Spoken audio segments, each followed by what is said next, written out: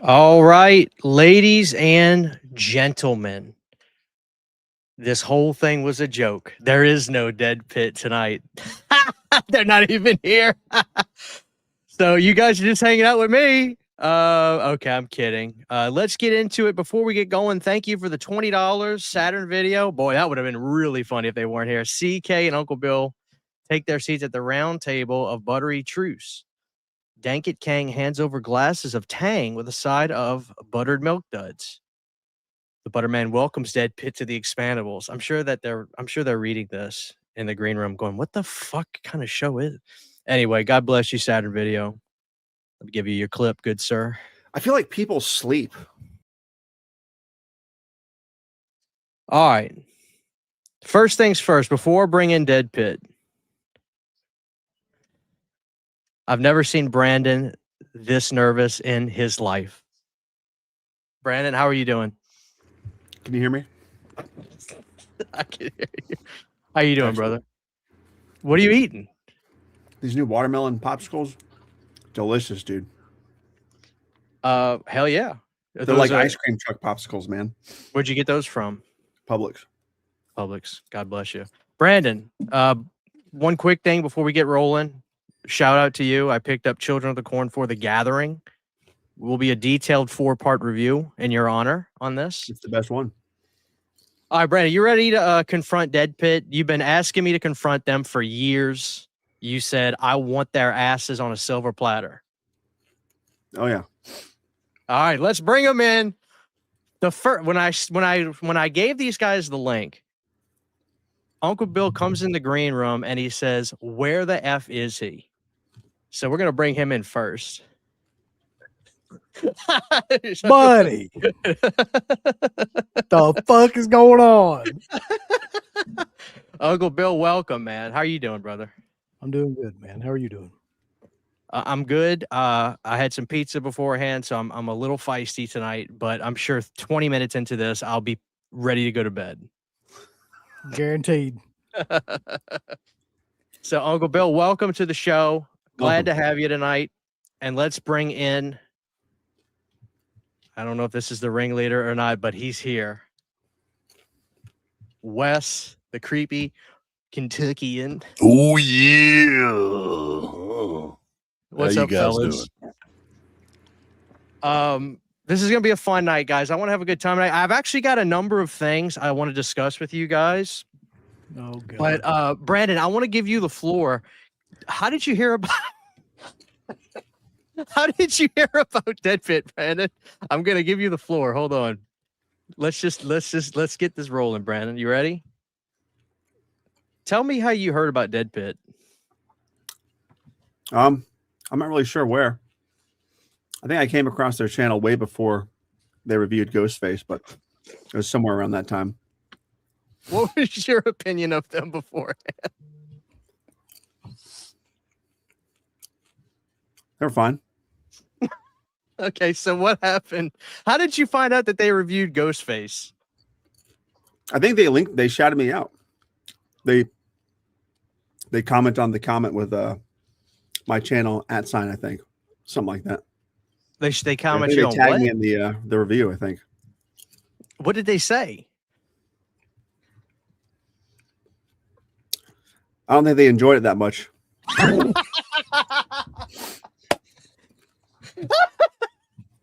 All right. What do you guys remember about that? You guys didn't know who Brandon was at that point, though, right? Like, y'all had no idea who he was. Y'all hadn't met him yet. No, I think at that point we were just randomly like looking for shit to do watch-alongs for or whatever. And then there was a new Scream movie that was coming out. So I was like, hey, let's find a Scream fan film. And the Ghostface film that Brandon made was the most popular one. I think that's why we picked it, right? It had the most views. Brandon was making a bunch of movies for a while, dude. Like, he had, and what's crazy is, like, every now and again, I'll come across like Bloody Disgusting articles of them talking about Brandon's film. Like, Brandon, you were on a roll for a while, just filming all kinds of shit with no money. We were we did have the most successful Ghostface fan film for a while, but that new one that came out, I think last year, or the year before has like 2 or 3 million views now. So we've been knocked far down the pedestal Well, I by feel much, like much you were, better fan films, obviously. I feel like you were doing fan film stuff before. Like now, what kind of annoys me about fan films, I'll be honest, is like people really treat them like they're actual movies, and I don't even watch them. People ask me if I'm gonna watch like Nightmare on Elm Street, this or that. I'm like, no, it's not fucking real.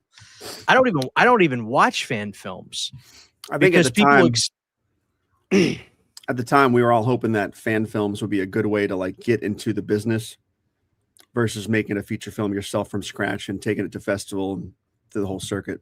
Yeah. I think we were hoping it would be a stepping stone, but I don't think anybody's really come off of a career from these fan films. I don't think. So you guys, I mean, I'm not going to make you like say like what you said about Brandon's film. Obviously you guys weren't in love with it. And what's funny is nobody loved that film. So I did. One day Brandon screenshots y'all to me one time. I think he might have been looking at Garrett's channel or something, and he sees you guys and he goes, I fucking remember these guys. I'm like, what's that? He goes, man, he goes, damn, they trashed Ghostface. The only thing I remember and about that whole thing is like saying something like, What do you say, Wes? Ghostface does taxes or something? Yeah. Yeah, Ghostface does taxes. Ghostface does tax, because I just remember. Let me get the comments out of Uncle Bill's face. It was way too dialogue heavy. There was a lot. Well, you of had no talking. money. Brandon, in your defense, you got no money. What are you going to do when you get no money? What Deadpit critiqued about the film wasn't bad.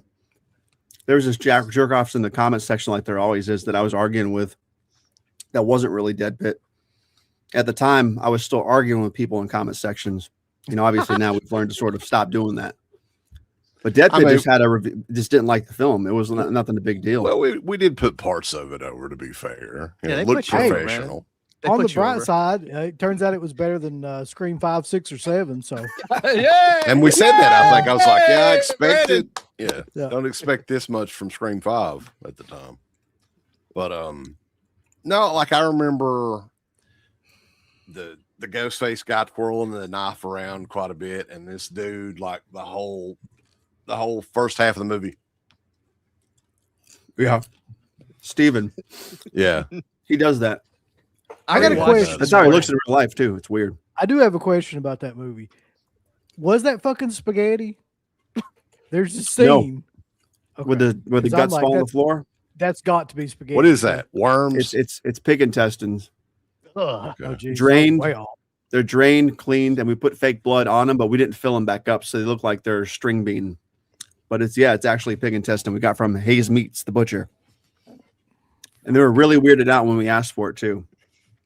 But it's real pig guts. Now I feel bad. I just thought it was spaghetti the whole time. It looks like spaghetti. Yeah. Dangling it with the knife. I did rewatch part of that today so I could catch I up. can't watch it. I can't watch any of those films today. The one thing I will say about Brandon, and I'm not just trying to defend him because obviously it's like this is all fun. Like we're being silly. But one thing I will genuinely say about Brandon's stuff is he went to school for like filming. Like all his shit looks legitimate. Like it looks good. Like Brandon actually, like he's not like taking fucking iPhones going out there and trying to film shit. Like he understands everything about like cameras. So his shit always looks really good, which is nice. That's something I think that's lost on a lot of crap today. A lot of people literally just take iPhones, go out there and try and film shit because you can do 24 frames on phones now and shit. But yeah, Brandon was doing it now, dude. Yeah. Brandon was doing that stuff before it was like kind of like a thing, you know? So I always give him that. There was a second wave of those fan films too, because what was it, Never Hike Alone or something like that? That got really popular there. Yeah. So it was, but yeah, I mean, it definitely looked great. And I think that we did mention that. Yeah. One of the positive things that we said. You guys gave it flowers. Speaking of Never Hike Alone, I want to shout out Rambo Raff, who literally had that guy spinning in circles, freaking out over his review. I remember Rambo holding that limp hand, holding that microphone, and Rambo was like, I didn't want to make this video. This thing is a piece of shit. And then sure enough, somebody goes, Chris, go back and look at Rambo's video. So I go back and look at it. he had this motherfucker spurging. I mean, he had Vincent like typing messages and like paragraph. This dude was spending like, I was just like, God damn, man. Like you gotta be able to shut that shit off once you get. No. I even think as a YouTuber, like you got to be able to just realize you're not that cool, and a lot of people are gonna dislike you. Like you got to Right. learn how to just deal with that shit. You know? It is hard Well, to the do. The thing about Rambo is he'll come in with a fucking notebook full of notes of your shit too. Oh yeah, Like, he it's like- studied. And he'll just go through the whole thing for like an hour and a half. So you're just like, Well, I take notes shredded, too. like, I have to. My memory's going. So, but yeah, like I always say that too. If you're going to be on YouTube, you got to learn to take criticism. So I can only imagine if like you're a fucking filmmaker and you're just asking for trouble. You're looking for reviews on YouTube of your stuff. I mean, it's one thing watching, but don't call me. Jesus Christ. especially to argue. Like if you just do like a, Yeah. hey, thanks for the review. Okay, I get that. That's cool. You know. It's gonna make it way worse. I heard that guy will argue with anybody online too. To solve Well, he was. I don't know if he is now. He might have learned his lesson. But Brandon, when you were in the thick of it, would you spurg out? Like, would people get you so worked up? Like, you would just be like responding and fighting. Like, would you fight back and like call them dumbasses and start getting angry, or did you? sometimes, what- yeah. Sometimes, yeah. Well, what would trigger you? Like, if you understand that, like, you put this out in the public sphere, people are going to comment on it and they're going to but what would trigger you to be like, that's bullshit. I'm going to tell this jack off. Like, what would trigger you? Like, anything. somebody would say, Anything. I hadn't learned to turn it off really yet. I was working on it. yeah. And then you learn eventually just to stop, interacting if it ain't positive. I still troll people now in the comments now, but I try to not do it anywhere near as much as I used to. Yeah. Just gets the Well, blood pressure up. It ain't worth it. Deadpit knows how to get people upset too. So they People can just take it. They don't like our opinions sometimes. So Uncle Bill, I got a small bone to pick with you. fuck, who don't at this point? Let's go. If I recall, maybe 2 years ago, I interviewed you. Yeah. It was the follow-up to Wes's interview. Yeah. And you said 2025, you were gonna head off into the sun. got him. Yeah, I mean, you're right. And that hey, was- Wes said he ain't gonna fucking do shit. That's You know why, exactly what though? he said. That's You know why? exactly what he Because said. we're in the He did. middle of fucking nowhere in eastern Kentucky. What in the hell are you going to do? I mean, this is at least something fun. And make a know little what? bit of cash. You still you know having what I fun, Uncle Bill? honestly, you know what I honestly thought? Yeah, I am actually having fun still, amazingly, despite the fact that my face would deny that. But the thing about it is, to me, is when we originally did the first incarnation of the show and we were on YouTube, we got up to a point using YouTube, and then I left, and then I think that was the point where YouTube really took off, and I was like, I really do not want that shit to happen again. So it's like, I'm going to hang around, stick with it, and see if we can make something out of this or not. And if we can't, then fuck it. And if we can, then, I don't want to drop out when our momentum is fairly decent. Right. Do you guys set goals for yourselves, or are you just try to raise hell every day and entertain the fans and do live? You know what I'm saying? Because I set there's goals. no and- goal. There's no Yeah. goals. We maybe set goals 20 years ago, but there ain't no goals now. The goal now is to just wreak fucking havoc. That's the goal now. I see that. We're born to raise hell. That's all it is. You see, Um, me and Brandon are actually very similar to you guys, but offline. Offline, we'll say the most fucked up shit. You guys will just say it with the red see, lights on in front of y'all. You've still got a chance. You still got time. Our time is done. We don't give a shit anymore. Just say whatever in whatever form. I do honestly think that that's the biggest. It's the biggest blessing and curse of us is that we will say that stuff, but we're not going to move up anywhere. But the people that like it really like it. Well, the way I look at it is like on YouTube, there's always going to be a bigger YouTube guy or something, right? There's always going to be somebody more popular, right? The most popular horror guy is Dead Meat. Is he still the most popular horror guy? God, I hope not. His shit sucks, in I my think opinion. so. It's Unfortunately, so fake. Like, It's so fake. I can't believe people enjoy that, but it is what it is, man. It's like Taylor Swift or whatever. She's the most popular musician right now, or maybe ever at this point. But that doesn't necessarily mean like she's everybody's cup of tea. Mhm. Yeah, I think he probably is the biggest. I wonder who else is up there, up in that caliber. Grim Life. I mean, they would be up there. I'm not saying Yeah. a thing about them right now. Sorry. I There's just not- said they're popular. That's all I Okay, said. they are popular. Fucking start with me. I'll let Wes go. What were you saying, Wes? Yeah, go ahead and talk. They about have some. they have a great channel. Wish them all the luck, and you know, Yep. good for them. Congratulations. Senium can't stand Grim Life. Hey, why don't we talk about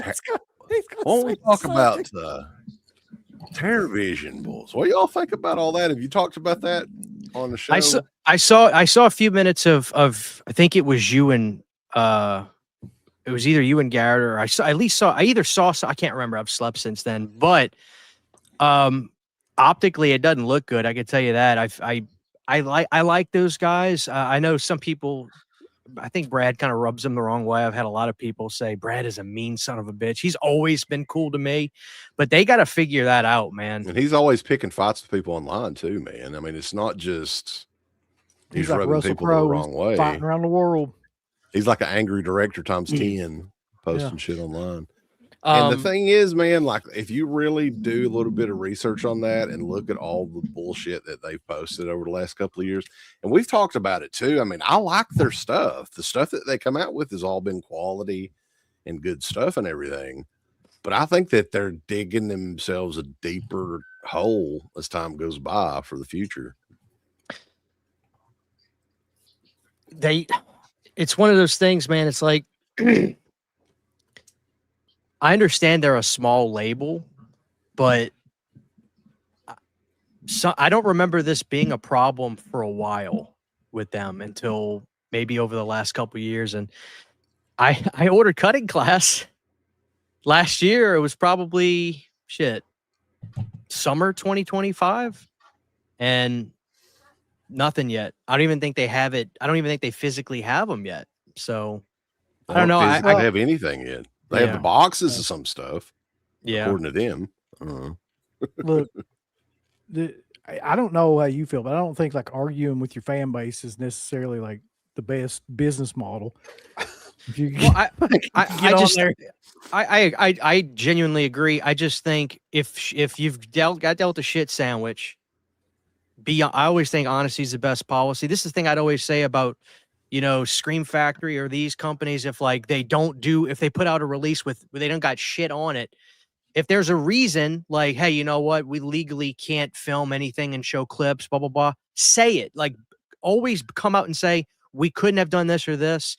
And I think they kind of do that, but they do like a live show, but maybe 100 people see it.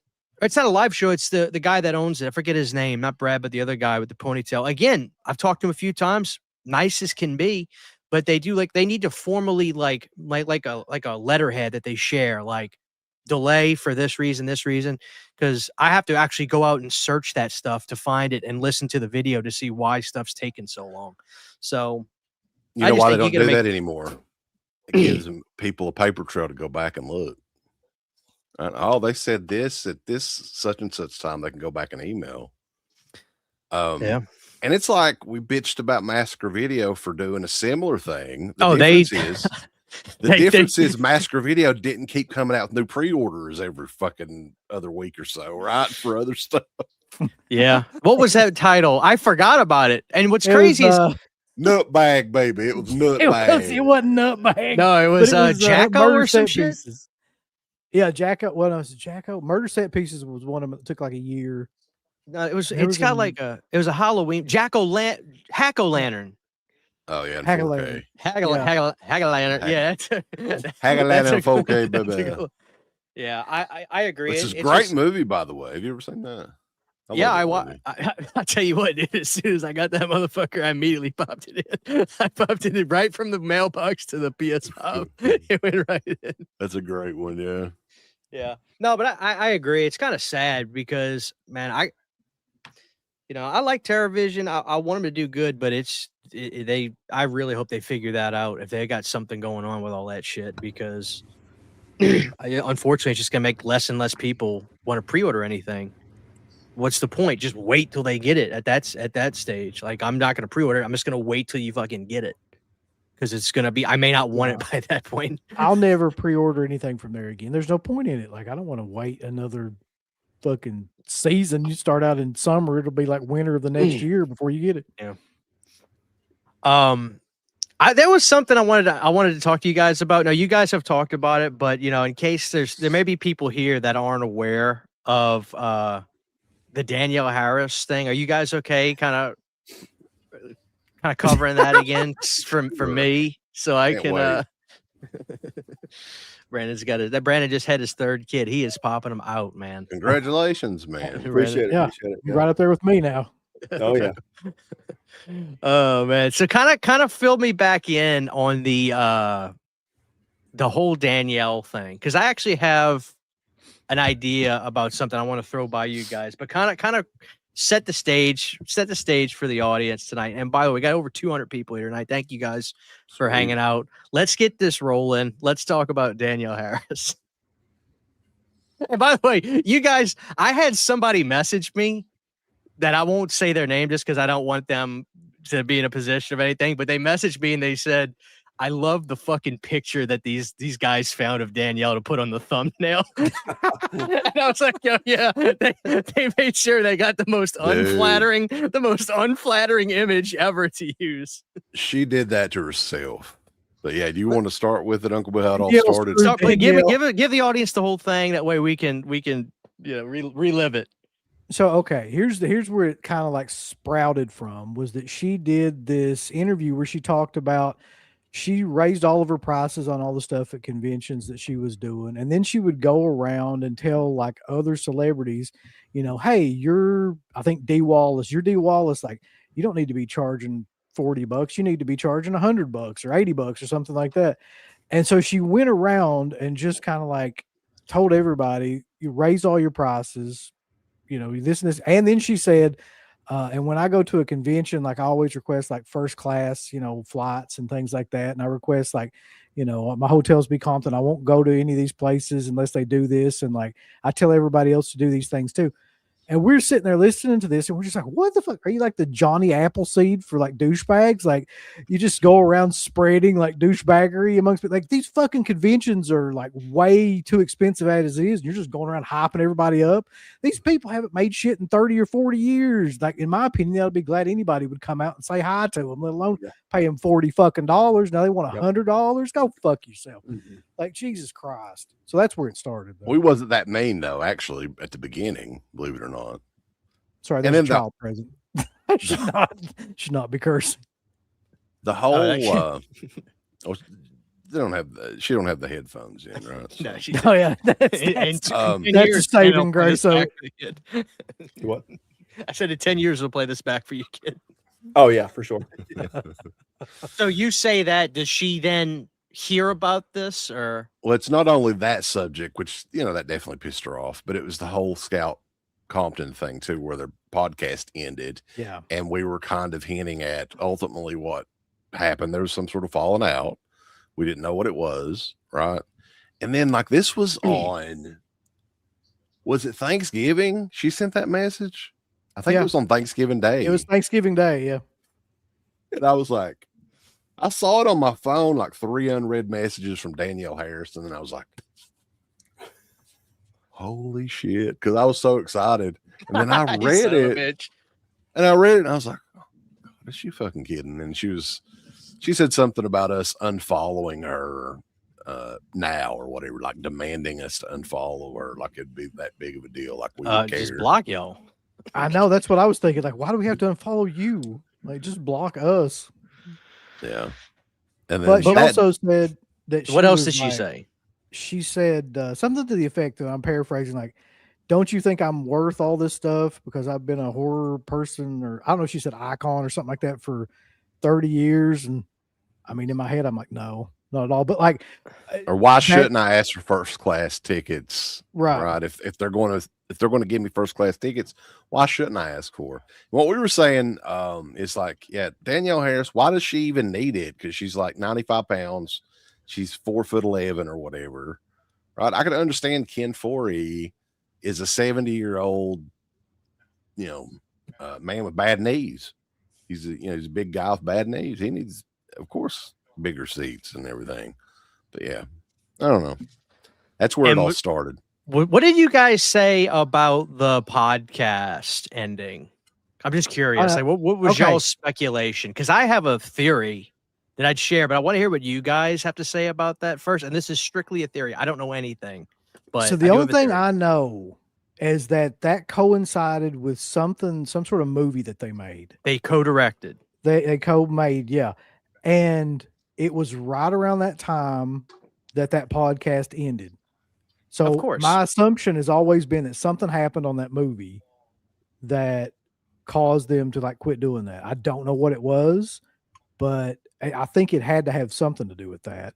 But like, that's only speculation. But I mean, the other part of that podcast was, man, that wasn't a real horror podcast. And they been a lot talked of about people sucking dicks like every episode. It was disgusting. Like, Well, it was funny for an episode, but then like after that, it was just like, God almighty. Yeah, and butt plugs and everything else, and fart jars and all that. So, Yeah. Oh, God. Stout got married though too, right? Not long before that show ended. So I think that may have had something to do with it too, or that sort of subject was a little bit more taboo after that. And then I'm sure Danielle got pissed because they were probably doing pretty good with the podcast. But go ahead, Bill. ahead. I'm sorry. I'm sorry. Go ahead. You take the floor. I was just gonna say, like, the one thing that kind of I shook my head at was she was like, nothing has happened between us. But then you get all these stories. Who said that? Like, she did. Danielle Harris did. She was like, nothing has really like happened between us, and you shouldn't speculate on all this shit. And I'm like, well, the thing about it is, to me, is like, now you guys don't have a podcast together, and now like you're doing all these shows and stuff, and nobody's seeing you together. It's like, it just, you 1 and 1 equals 2. Like, I mean, Well, and she had actually said in that podcast, that Darren Lynn Bousman podcast, that they'd kind of grown apart. So she opened herself up for that. Right? And we all know that that's bullshit. That they didn't grow apart. They did not grow apart. They directed a movie together, and there was a big pissing contest of like, that's what happened. There was a huge pissing contest. Like, you can't tell me there's not. I'm just guessing. I don't know these people. You got one person, Scout, who wants to be seen as the equal to Danielle. And you got Danielle, right or wrong, whatever people want to pay for. She's been in movies with Sylvester Stallone, Bruce Willis, you name it. She's been on Roseanne. She's different caliber. They're really far apart in age too, aren't they? A generation apart, I think. 10 years or so. Yeah, a generation or half a generation apart. There was a pissing contest, and by the end of it, they hated each other. I don't know what happened, but I would probably bet money there was a huge pissing contest with a pecking order, and they had a fight about it, and something happened. One of them might have gone behind the back of the other one. Co-directing, there's no way that shit works. Like that is such a soul role to do. I know that there are those brothers that make those A24 films, and you got the Saska sisters, which apparently beat the piss out of their actors, like from what I hear. But my point is, They've done some worse stuff than that, actually. I am convinced that they had a huge pissing contest, and the only quote I ever saw Danielle give was Damon Wayans. Thank you. What was that movie, Boy Scout? But Danielle said something like she got weird. Like, wasn't that like a quote that came out? Like, it might have been from the Darren podcast or something. I remember seeing that. And my thing is, we haven't seen Scout say zilch. We tried, by the way. And my point is this. If I'm again, I don't know these people. I'm just speculating. if me and Brandon got into a fight and then people were wondering what happened and I stayed dead ass silent, I would look at me and say, "Oh, Christian's fucking guilty. He ain't saying shit." You know what I'm saying? That's all Yeah. I'm saying. I don't think Danielle is totally at fault with this split, but we'll find out. I guarantee you this. Once this movie's out and done, the gloves are fucking off, brother. Well, it's just going to They are gonna debut shit on each other. Tubi or something anyway. I mean, what the hell? Let's Yeah. be honest. Well, I think Go you're ahead, sir. probably right, though, just about the idea of like, I would say it was Scout's decision to probably break all that stuff off for whatever reason. I don't think it was probably Danielle Harris. Now the question is, what was the reason? I've always kind of been curious, like what Well, exactly. and Danielle has always had a history of being difficult to deal with. You know, the last time we had Sean Clark on the show, you can go back. Those two had a falling out.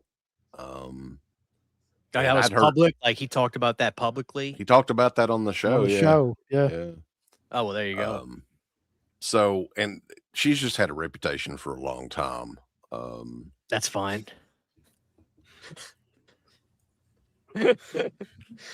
Oh man, but that was funny. Have you guys ever had any other actor or actresses like hear something you guys have said and then they message you the next day or message you after they hear it? I don't know. Remind Yeah. me, Uncle Bill. Who are you thinking of? I mean, we've had people. I don't know if this would necessarily qualify under actor or actresses, but you know, like from Code Red, Bill from Code Red was like, take the whole fucking interview down. That guy wasn't necessarily sane, but he was like, I want you to take the whole thing down because, and he said all this stuff on there and then wanted to kind of, redact it. So that happened. There's been another person who I won't mention their name. And this was, I don't know, it upset me more than anything else, who was like, I want you to take something down because it looks like TMZ shit that you put up and all this stuff. And I was just like, okay, but I Yeah, just I'm not thought gonna- that was, I'm not arguing. If somebody wants something taken down and it has them in it, I don't care. I'll do it. Fuck it. So I'm not going to be that person. Mm-hmm. There was an interview that we did back in the original radio show days that we had Charles Band on, which I know you're a big fan of Charles Band. What did y'all do to Charlie? We didn't do anything to him. The interview was just freaking terrible. And we actually mentioned it after the interview. We're like, I don't remember exactly what we said, right? It wasn't Charles that sent us an email back. It was his manager or something else. Sent us a big hateful email. They didn't tell us to remove it or anything, but it legit was a terrible freaking interview. Like just one word answers and stuff like that. well, the problem with those guys is too, man, like with Lloyd Kaufman and Charles Band, is that they won't ever break character.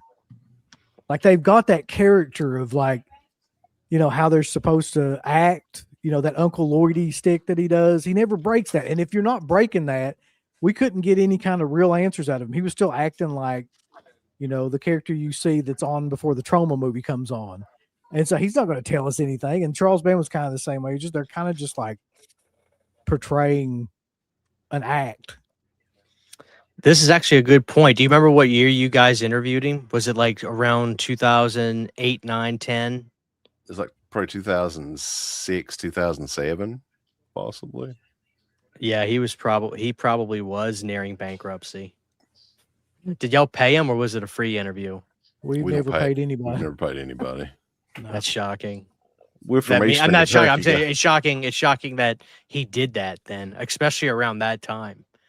The key You know word the was one- radio, though. We used the name Horror Yeah. Talk Radio back then, for Deadpit. And people, most of the time, they thought it was a legit, like, radio station or something. So that worked for us. But I'm the Creepy Floridian, Open Wounds Films. Just want to order from. It is Brandon, good, didn't- man. I was going to say really quick, Brandon, didn't you say, speaking of just like weird interactions, didn't you meet Edward Furlong while he was coming down? Oh yeah, it was at what year was that? Spooky Empire where we met Edward Furlong. Was it 2017? I don't know. It was either 2017 or 2018, maybe spring 2019. Anyways, I was super hyped up to see him, and it was cool. I mean, I got his autograph. I paid for it. Got a photo. He was just I don't want to talk bad about the guy. I've said this before. Well, he's doing better now, right? He seemed like he was either high as hell or coming off of a binge or something. He was just moving really, really slow, talking really slow, slurring, signing my picture really, really slowly. It was just a weird fucking interaction. And I made some kind of a comment saying it was something like blah, blah, blah, blah, blah. We want Pet Sematary 3 or something like that. And he looked at me like he had no idea what I was talking about, even though he was signing a Pet Sematary 2 autograph.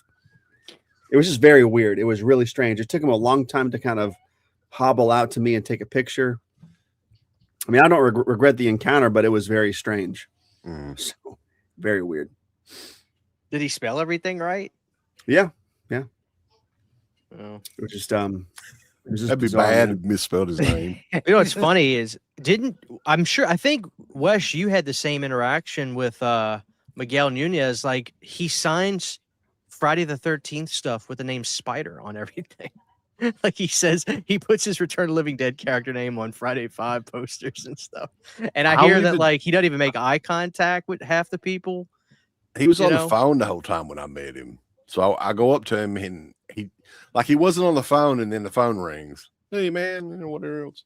And he just like it'd be 20 signs or whatever. And still on the phone. That's cheap. And well, yeah, at least it was cheap. And took a photo with him and everything. And he put the phone behind his back real quick. He was like, "Yeah, thanks, man." That's crazy. I had a similar interaction as what Brennan was talking about with Joe Bob. And I've told this story, and it's really weird because he doesn't seem to act that way now or anything. But this was probably 2000, somewhere between 2008, 2010, somewhere in that era. And I met him at a convention, and I gave him the money for the stuff, and he just stood there and looked at it, and like he was having trouble comprehending like what I'd given him, and then he tried to count it and he couldn't, and he had to like hand it to somebody else to count. And it was one of the weirdest things. Like he was spaced out. I don't know what was going on, but he was just like not there, and he just couldn't. He took too many of them prescription drugs, baby. It was like that. Yeah. I mean, I'm not saying that was it, but it looked like that. I know that we talked a lot about conventions and prices and stuff.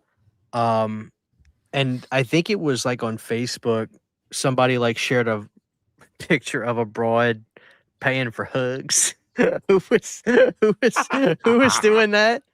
Who was trying to charge for the hug? Was it the Home Improvement? Yeah. I don't remember. Did she get trolled so bad online that she removed the hugs? And she actually tried to tell people she was kidding. It was a joke. I'm like, yeah, it was a joke, but on her, not from her. Oh my God. I wonder if people actually paid for the hug. I'm sure there were probably some takers. I'll about guarantee somebody paid for that freaking hug while they were there. And then she was acting like, oh, this was just a joke. I was just kidding around. But I don't think it was a joke. I don't know why you would put that on there, really. I mean, it was a joke, kind of, but yeah. Yeah, it was in that way. It's like Mira Sorvino or whatever was at a show signing Post-it notes for $20. So that's kind of a deal. Jesus Christ, man. But it's an add-on item, right? So you got to buy a full price autograph first for like $60. Brandon, didn't you meet Peter Chris at Spooky Empire? Do you mind telling me like how much that whole experience, like, because that was probably what 10 years ago now, right? Maybe even longer. This is 2019. Shanna was pregnant. This is the spring 2019 Spooky, right before Isabella was born. So that now would be 7 years ago. Crazy enough. No. 7 years ago. 5 years ago. That's crazy to say. How much was that then? I'm just curious how much cheaper that would have been that long ago. I think it was $100 for both of us to see him. Like, I don't think it was. And that was a photo op? It was a photo op, yeah. You got to pay for it, get on the schedule, and then get in line. and he was nice. He was really cool, man. Oh, he's It was, real. I love it was Peter. fast moving, but he was pleasurable. He shook my hand, shook Shanna's hand, talked to us for like a minute or two, and then got our picture and we left. It wasn't like a hurry up and move along kind of thing. It was awesome. I wonder how much that would be today. Probably a lot more, man. I haven't been to a convention since 2019, but I can't imagine the prices now. It's, Can't imagine. I was just at that one in Tennessee, which I love it. If you guys ever can go to that one, that Full Moon, it's cozy. It's not big.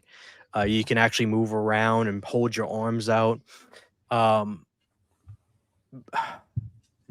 It's what's kind of crazy though is some of these people. I'm not hating. I'm not, but like some of these, like I was there all weekend, and the guy from Ice Nine Kills, and the guy that does the podcast with Sean, I forget his name, the makeup effects guy. They smoked a lot of cigarettes all weekend. I mean, they were out all they didn't have a big line from what I saw.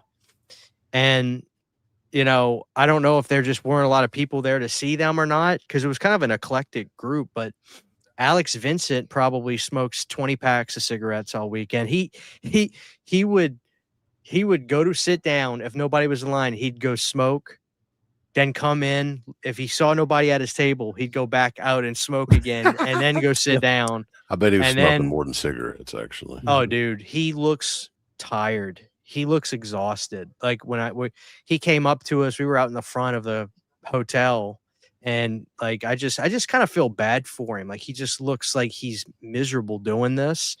But we were talking to him, and he was just like, "Yeah, I'm going to Glasgow like in 2 weeks to do another convention," and which I guess he's making good money and good for him. But man, I think some of these people at this point have been doing these conventions as a full-time job now, and I feel like they're just it like wears you down, Mhm. just sitting there, sitting behind a table, just having to make meaningless conversations. Like I'm not jaded. Derek Mears forgot who I was 3 minutes after I met him. Like I understand that. Like it's performance for these people. They have to be nice, but I think it probably wears on these people, man.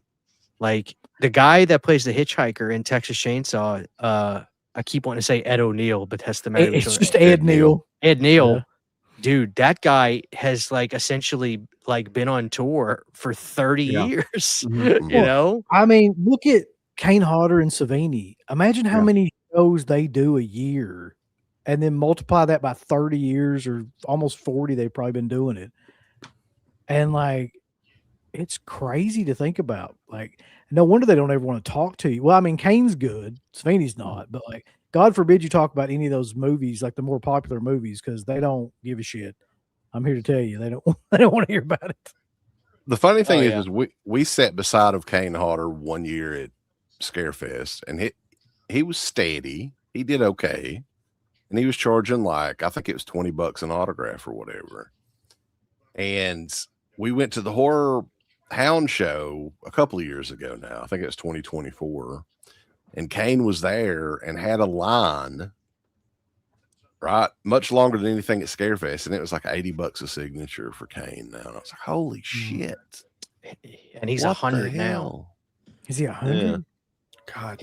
Last year at the Full Moon, he was 100.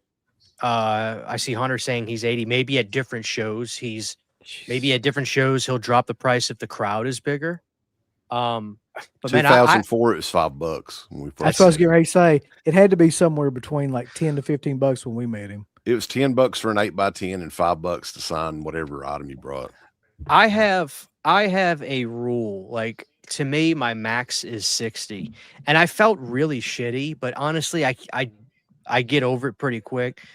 $60 is my thing, and I'm talking autograph and picture. Right. Oh, yeah. Derek was 60, and I was happy. I say I was happy. I was fine with that. He was really nice.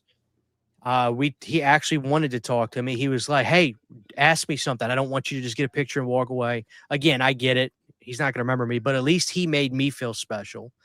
And then right next to it was Greg Nicotero, and I was actually like, you know what? He's a fucking legend. Mhm. 60. Great guy. But you know what? I'm sorry. I looked at his table Nobody was there because I got in early on Friday. 60 for the autograph, 60 for the picture. I looked at it and we made eye contact. And I looked back at the thing, I walked away. And I'm sure he was like, fucking cheap ass. But I'm not paying $120 for an No. autograph and a picture. I don't care if it's Jesus Christ. I've Well, never Liberty- seen. We've seen Greg at a few shows. I've never seen like a line of people No, I haven't either. to meet him.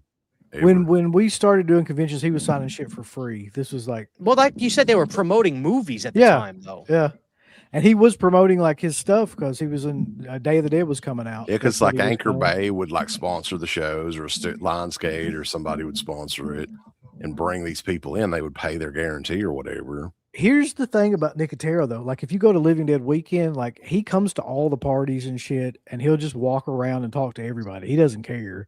Yeah. Like, so I mean, he's like very, very accessible and very kind of like affable guy to just kind of like be around. What's so funny is in person, man, he looks like a roadie for Iron Maiden. Like He just looks like the rode Allman down. Brothers band. Yeah, there you The go. There Lost you Allman go. Brother. Uh, Yeah, man. He looked like a chill ass, cool ass dude, but God, I was just like aggravated. I was like, God damn it, man.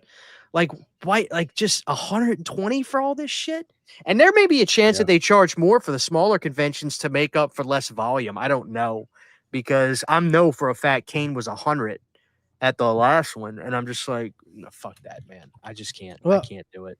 we caught a lot of shit for talking about that, by the way, and I still can't figure out why exactly. For talking about convention pricing, everybody was like, "Oh, That was a look at very the-" hot topic, yeah, too, because like everybody was. But I don't know if they just didn't. Well, I don't realize. understand why everybody's not on the same page with that. Like, who's defending the prices? the Unless people am I working. lost? Am I missing something? Like, The why would you promoters get and- shit about that? Well, most people were like, there. You had one or two camps, people that had kind of agreed that things had gotten out of hand, which I will say was the majority of people.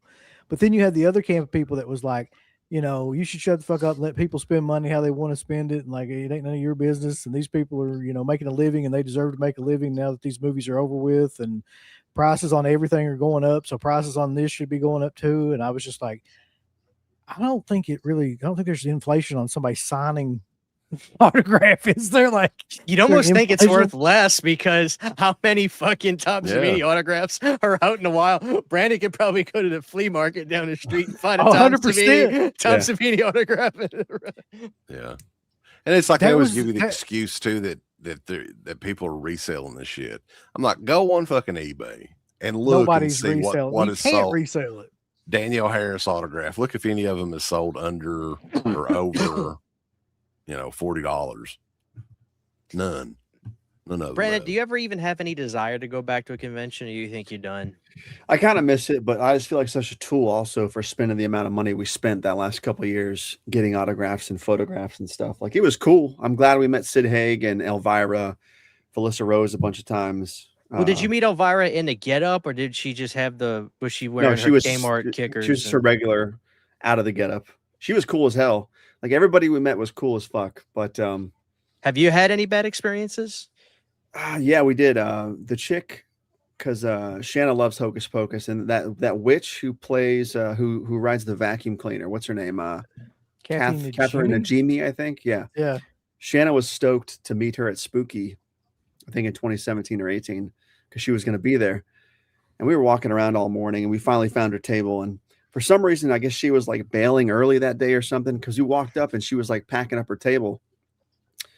And Shanna was shy and didn't really want to say anything. So I said, can we get one more photo, whatever. And she didn't give us lip, but she kind of had like a woe is me sarcastic attitude, like we were wasting her time or something like that. So she finally stopped.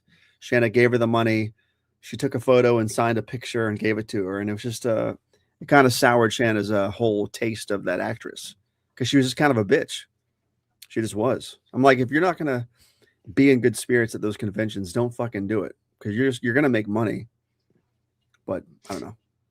And you gotta, that's the thing, man. When people have bad experiences with the internet now, they're letting it rip. They're going online and they're saying this person was a dick. They didn't even look at me. I mean, Tom Savini got destroyed online.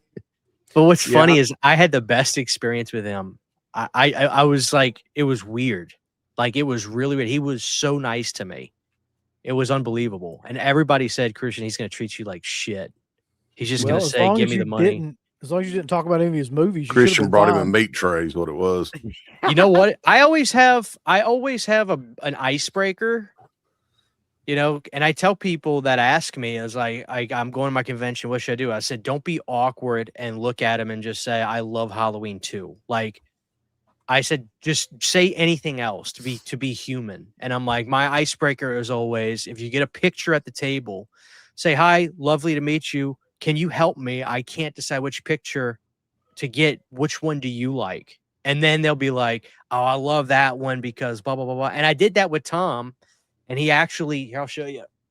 I did that with Tom. And he was like, I love this collage that they did of me with all my characters, blah, blah, blah. Oh, yeah. And he signed it. He signed it right there. And he was really nice. And yeah, he's let me take a couple pictures. I asked him about his war service. I thanked him for his war service. And I think he liked that because I don't think a lot of people know that he was in the military. I mean, I think people know that, but I was just told him thanks, blah, blah, blah. You want me to And tell he you a was- funny Savini story? Please. I don't think we've told this before, but not much. Brandon's we a had- huge Savini fan. We had Savini on the show. I don't know when this, like 2007, 2008, around that time frame. And this was like a very, very close call. Like usually we would record the show on, what was it, Thursdays, I think, Uncle Bill, and it would come out on Fridays. Yep. And Savini had agreed to do the interview. And then we just never heard anything back from him that day on that Thursday.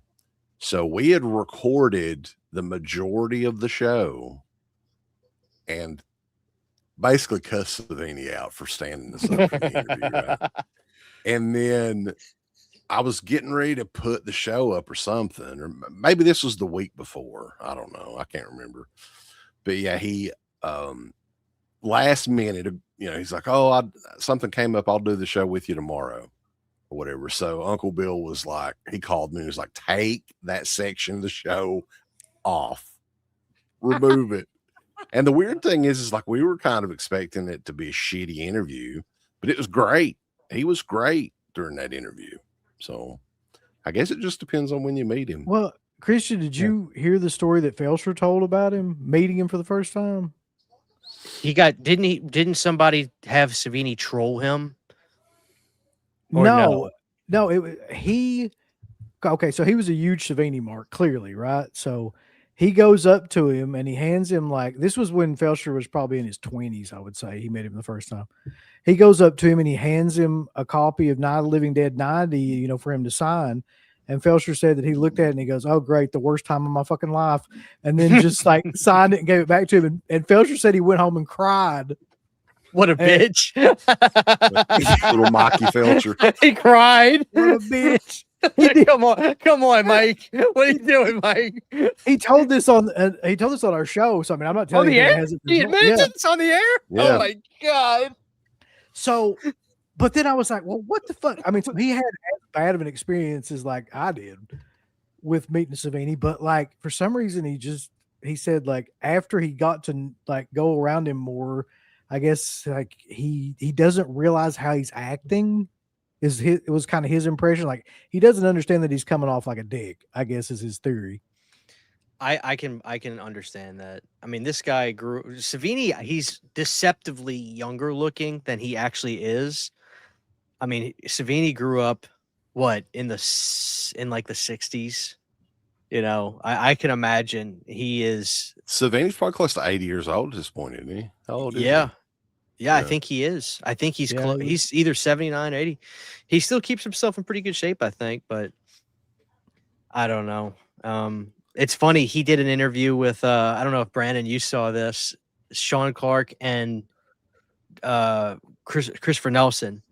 They had him on their podcast maybe like a year ago, and Savini took a shit on Halloween.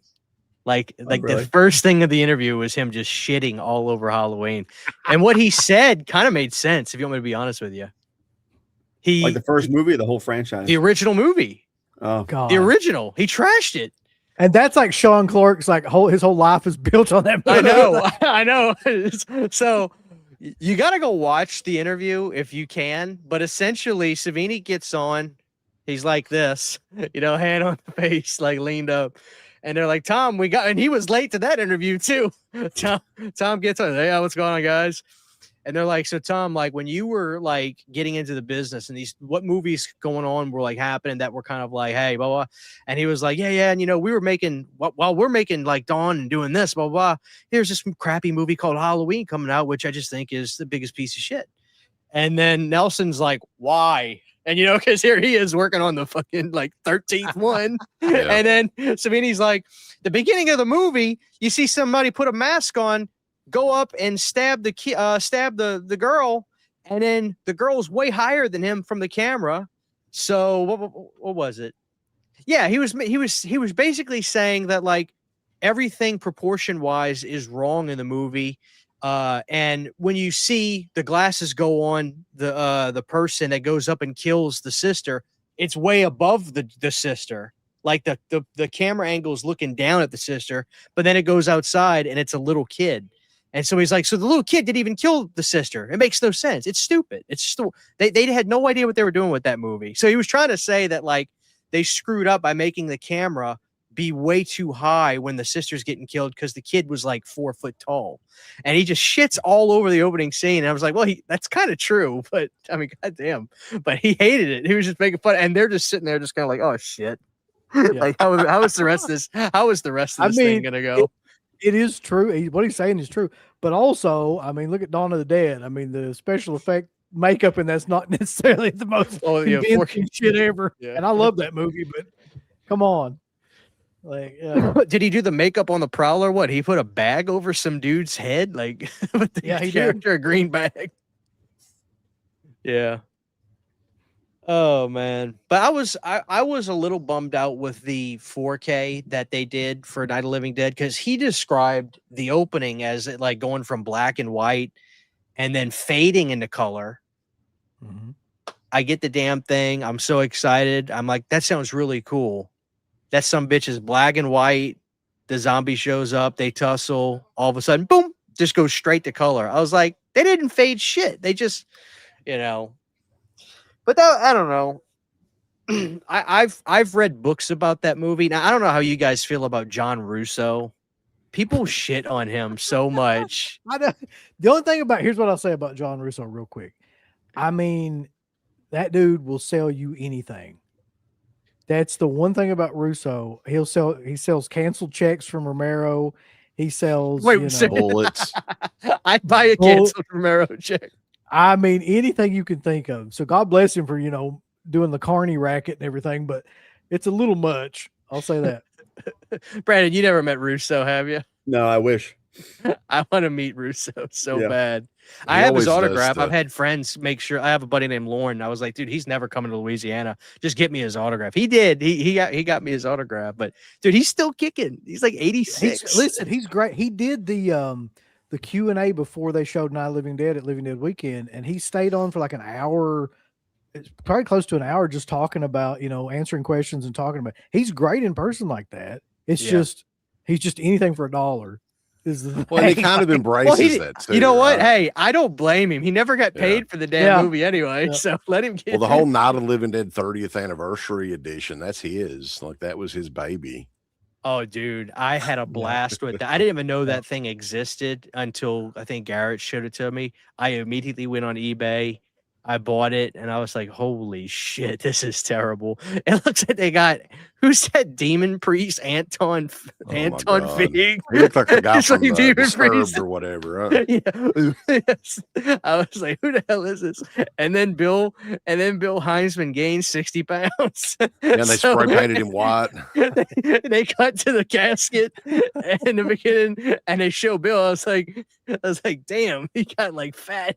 And then it cuts back to him in the movie. So I wonder, I would be interested in the sales figures of shit like that release of Night of the Living Dead. I would love to know how many copies that thing sold. We could ask Felsher. He'd probably know. You need to ask Felsher. Because they did a limited edition one, right? Oh yeah, they Yeah. did. Well, they did what they usually do. You know, you can get I think they had a VHS of it, then a DVD, then the chunky DVD, and yeah, so they ran the gambit on it. You know, Yeah, I mean that's kind of what we're going to be doing a show a week from now, which is a Tragedies in Tinseltown episode. We've done a series of those over the years, you did the and this one's Willies. on Night of the Living Dead, but not necessarily the movie, but what became of the movie not getting that copyright and all of the bullshit that had come, since 1968. Yep. Still to this day, there's one that's coming out this year with Rob Van Dam. He's going to be doing the Van Daminator on the zombie. Brandon, did you see the trailer for that For which one? Night of the Living Dead version 38? I did. Yeah, I did. Dude, it looks like the biggest piece of shit. Brandon, the producer, got pissy at me and commented on my video, and he was like who gives a shit what you think? We had a blast that. making this movie. Yeah. And then I shared it as just a funny thing. Like, I wasn't upset. I just shared it as a joke, and I found a picture of the guy. I Googled his name, and he's got a Limp Bizkit backwards Red Sox hat on with like a leather jacket at some film premiere. And somebody commented on that video that we did too. I don't remember who it was. It was a producer of some. Might have been the same guy. It might have been the same guy. Yeah. It might have been the same guy. And then he found that post. I guess he's after he saw my video, he just decided to look into me, I guess. But he saw the post I made, and so he's responding to everybody's comments like he's like, "Oh, it's a great time, man. Just check the movie out." Like, what? Like, he's like, "Oh, it's a good time, brother." And then he DMs me. He DMs me, and he's like, "Hey, I understand why people are mad. The poster's not good. Here's the actual poster. People will be happy." All he did was all they did was try to make the original. Let me see if I can find it. All they did was I'll show you. I don't even know if he's actually posted this publicly, but I did ask him if I could, and he was like, "That's fine. I don't give a shit." Here, I'm gonna find the DM from him really quick, and I'll show you. John, the guy's name is John. That was the producer, and he sent this to me. He was like, "People are gonna dig this. We've actually got the real poster that's gonna be official soon." And I looked at it and I said, "I'm thinking to myself, you think this is gonna make people happy? All you did." They took the two, zoomed in closer, and then put the original font on it. And he goes, "That's going to be the official poster." I'm just like, "Oh shit." Yeah, good luck with that. I think I'm right on the money with this. I said in my video, I said, none of these drone shots where they have the low and you get the shot, none of that shit's going to be in the movie. That's strictly for the trailer. What you saw with Rob Van Dam was 95% of what his role is in the movie. He will show up, he will say one line, he will drop. He will get dropped in the film. They shot him for half a day. That's all they could afford. And like this movie, and then poor Robert Carradine, he's gonna be rolling in his grave. Poor bastard. It's his last movie. That would be an awful last movie. God. Jeez. But I somehow can't wait to see it. Like, I'm gonna make a big event out of it. I have no idea when it's coming out or how it's coming out, or if it's coming out. If it goes to I have a feeling it's gonna debut on Plex or some shit. Like, that's where you can be able to watch it, or some random edge streaming. Some of them just don't. They never come out. Like there was one that was called Night of the Living Dead Part 2. Yeah, I want to see that. The cast from Day of the Dead's in it, man. I wanted to see that movie. Wait, when was this? A couple of years ago. Yeah, 3 or 4 years ago. And then there was another Night of the Living Dead from 2022. It's on IMDb. It has a poster and everything, and there's reviews for it, but I can't find it anywhere. Rebirth. This movie, Rebirth of a Living Dead. Well, that's if it reaches its Indiegogo goal. I will reserve judgment, but I saw some images. Listen, I'm no filmmaker, but some things are just better not left just stop. Do y'all remember I remember talking to keeping Brand up about this, the All American Massacre shit that was going on. Man. I haven't talked to him all, but I legitimately was in contact with Toby's son. Like, he was talking to me And I felt like all that shit went down, man. Apparently the guy that bought the stuff off eBay, you know, I don't necessarily want to. Driscoll guy, is that who it is? Well, he didn't buy off eBay. Like a normal dude, Yeah. just a horror fan bought the stuff off eBay. Yeah. And that's where Will was like, I don't want this stuff coming out. I genuinely get the sense that Will just wants, like, he doesn't want to be bothered with it, and he wants it to be in the past.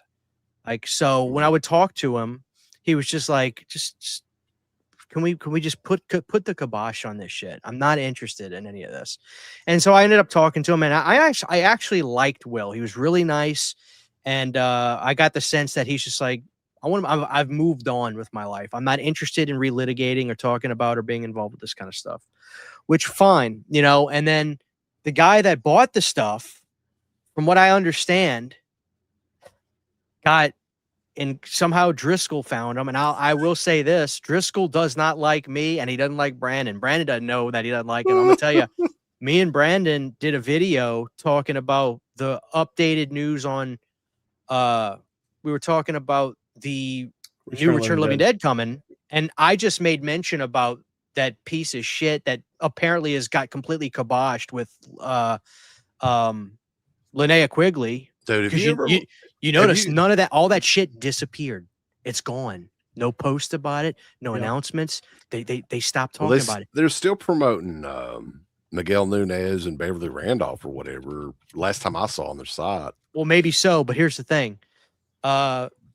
All of a sudden, one day, Linnea, and this is all just stuff I observed online. Linnea just deleted every single thing about it. Everything gone. So then that's when I was like, okay, this grift didn't work. So now he's going to move on. From what I understand, but really, hold on, before I get to this part.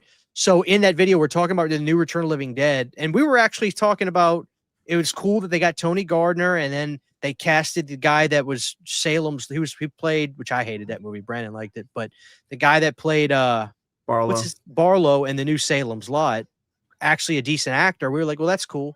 And then in passing, I said, you know, and on the other hand, we've got, you know, Dragon Studios using the Disney font for the letterhead, making this piece of shit where they're gonna CGI James Karen. How fucking disrespectful is that?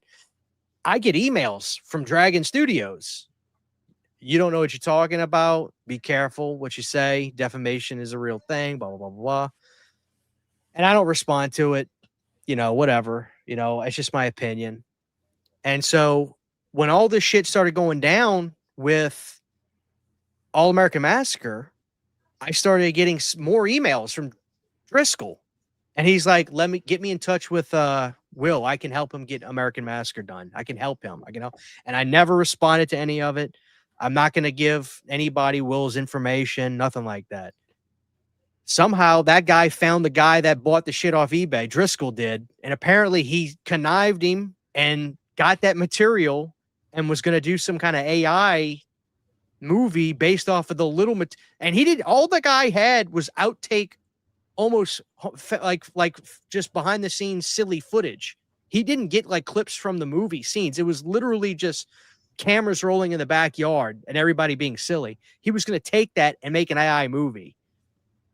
And apparently he got all that shit from the guy without paying for it, because he said, I'm going to give you props from these movies I worked on. I was a producer on Star Wars. Like so the guy got screwed and sent this guy all that shit without paying for it. Oh my God. So this Driscoll guy, I mean, he went to prison for fraud. Like, he went to jail. It's online. You can see it. Well, all you got to do is look on their side. I mean, look at the trailers and the previews and shit for all that stuff. And all of it has like a Kickstarter thing too, right? Isn't that what they do? From what I understand, he can't even use Kickstarter. Well, whatever. It's some sort of like alternative to Kickstarter, I think. Yeah. Cinebacker, that's what it is. Which is, I think, something he made. Probably. So it's just a shit fiasco. Just all of the stuff on that side, if you go look at it, is all just like older movie ripoffs that have like some kind of tie into the movie that he'll try to use. It's all just trying to capitalize on like an IP title, but make it like just enough different that you can not Didn't get sued. they have a movie with starring the world's foremost Johnny Depp impersonator or something like Yes, that? yeah, stuff like that. Like it's like Pirates of the Caribbean, but like there's a Johnny Depp impersonator or something. Like it's like shit like that is the whole gimmick. Ask them about Kane Hodder and Doodle Me Padawan. Jedi Master Quiet Johnson, Brandon. Oh yeah. Quiet John. Brandon will say random shit that becomes this legend. The shitty Day of the Dead sequels bring G-Rad on. If Garrett's around and he wants to hop on, he's more than welcome to. I don't care. That's fine with me. I don't know if he's still watching. If he's here, shoot me a message. Text me, Garrett. I'll throw you the link. Garrett's always watching. Yes, like Richard Driscoll. But honestly, I don't even want to say anything else about the guy because he kind of scares. I'm not even kidding. He kind of scares me. He's gonna message you again tonight. Like he kind of he's like, I'm bringing him on the show right now. He's watching. I'll bring Driscoll on. I don't know. I mean, with a lot of these movies, guys, it's just like I don't know how you guys feel about movies today. I know you guys talk about stuff like this, but did y'all see that Mummy movie? I got a lot of shit from my take on that. Never seen it. The new Mummy movie, which is essentially just a possession movie with like 5% mummy shit in it. I just thought it was like, this is bullshit. Like I was pissed off about it. And people are like, no, dude, this was the best Evil Dead movie of all time. Because that's what it was. It was an Evil Dead movie, but they're calling this shit like Mummy and Wolfman. Did y'all see that came out? Look, I'm done with the Universal monster shit. Stop making those fucking movies, please. Like that never works. Well, they've remade those movies way too many times at this point. Like I don't know. I don't have any, and most of them have sucked. They have, and it's like it's weird. Like now it's like let's just literally just use the fucking titles and not even like make it's like even worse to me now. Like let's not even use the characters of the like we're gonna make a movie called The Mummy and just gonna be about a girl who gets possessed by a dead eye that was wrapped in bandages previously. Like that's literally, I'm sorry, no spoiler alert. That's what the fucking movie was. And I was like, this is bullshit. But people loved it. I'm over that, man. I know Evil Dead Rise was like a successful movie and everything, but do you guys think that Lee Cronin has deserved to put his name above like a movie, like anybody gives a shit? Because I don't think anybody knows who the hell he is. I mean, it's a good tactic to get people to know who you are. You're no John Carpenter, pal. You know, I don't know. Here's the thing. I don't think he makes his movies. They're not like made shitty. Like he actually seems like he's got like a pretty good style, but like, it's just, I feel like that's the other thing is this. If you see The Mummy, it feels identical to Evil Dead, his Evil Dead movie. I mean, it feels like he literally took the entire template and the style and just mimicked it. There's even like there's lines like those silly ass lines from the Evil Dead Rise, like "Mommy's a maggot," which I can't stand that shit. It annoys me. I got like maggots in my belly willy. Yeah. There's literally lines like that in this Mummy film. I'm just like, okay. I don't know. Brandon's ready for Brendan Fraser's Mummy come back. Oh yeah. Stoked. I think he's coming. He's coming back. I don't know about you all, but I'm sick to death of franchise movies in general. Like I don't ever need to see another Evil Dead, Scream, Chucky. No, like I'm fucking done with all that. Texas Chainsaw. All right, so I gotta ask y'all about that. And Brandon, you too. Like, have y'all watched anything that guy has done? I've only seen his comedy shorts. I didn't know he was a filmmaker. I thought he just did those funny shorts. I genuinely like Curry stuff he's done. So I was conflicted when A24 was like, we're buying it. And I was like, I don't know. But I like Curry. But he sounds like he wants to do some wild ass shit. I'm glad it's going to be a total reboot and not a fucking legacy sequel or a sequel or a requel or whatever. I'm glad they're going to start from scratch, like completely from scratch. Well, and this will be the first one that, in 12, 13 years that's been out in the theaters, right? Yeah, 2013 was the last one, 3D, which I And was there for. And I think that Yeah. one actually did pretty well. So it's surprising that they waited this long to. And this is the thing, like, that's always going to be a draw. The name Texas Chainsaw is always going to be a draw, but most of the time those movies suck, in my opinion. And I remember we talked about this a while ago. Are you guys at all?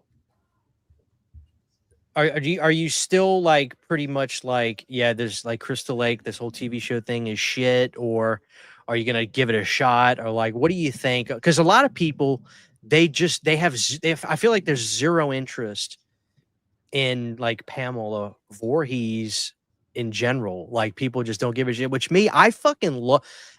I don't know if you guys were like this when you first got into Friday the 13th. Like, I hated the original. I didn't hate it, but I was just like, whatever, the original. But let's just get to Jason. As I gotten older, I fucking love the original Friday. I think better than 95. Brandon's nuts. He has the original like number 12 on his ranking. I think it's the second best one.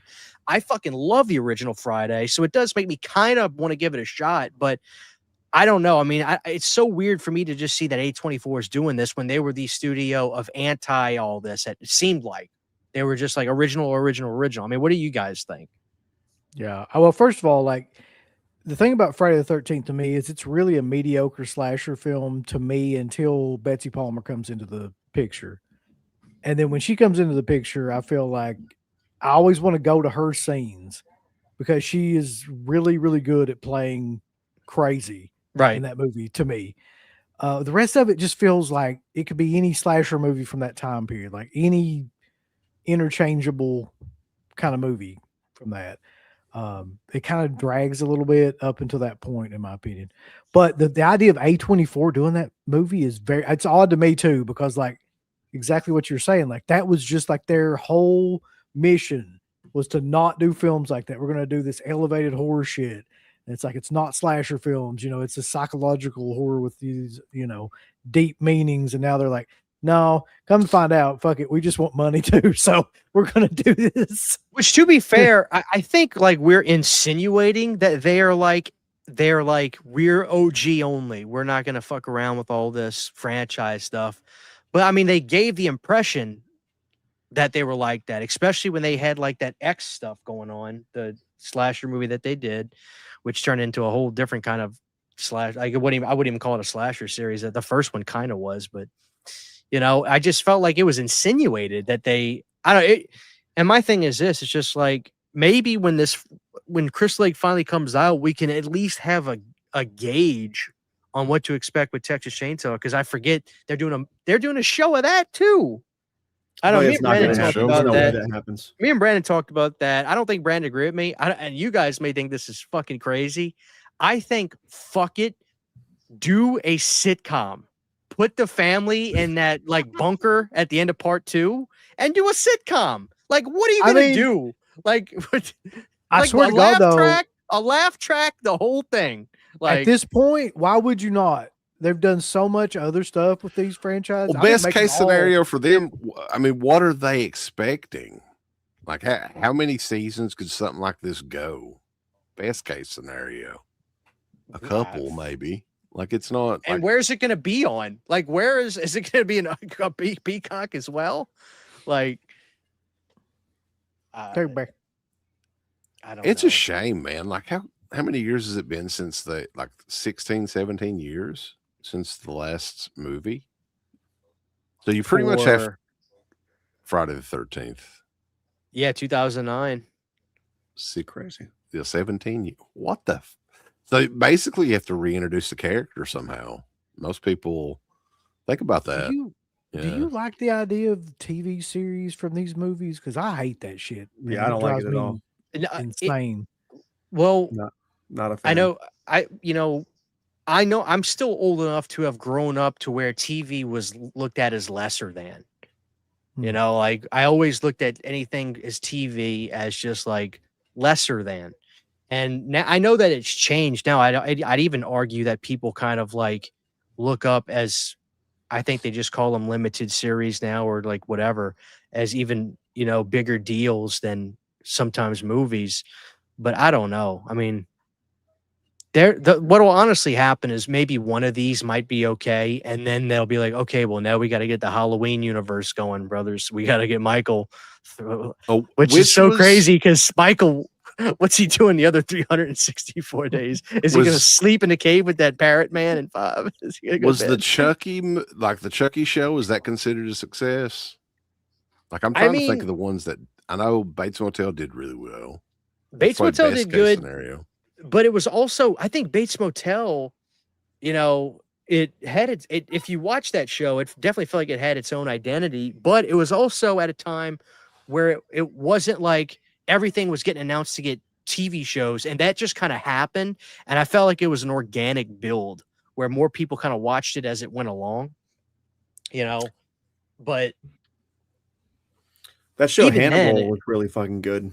The Hannibal Lecter show. You could argue that Psycho is like, if you were going to say, okay, which one of these horror movies could have a TV show? I would argue that on the story alone, Psycho is actually on paper, the best one. It's all about how his mom fucked him up as a kid. That's so of course that's blatantly what you would do. Now with Pamela, that's the concern. It's like, okay, so she had a mongoloid kid. Just that idea is hilarious to me for some reason. He can't be. He's got to be a normal kid. Okay, that's the focus.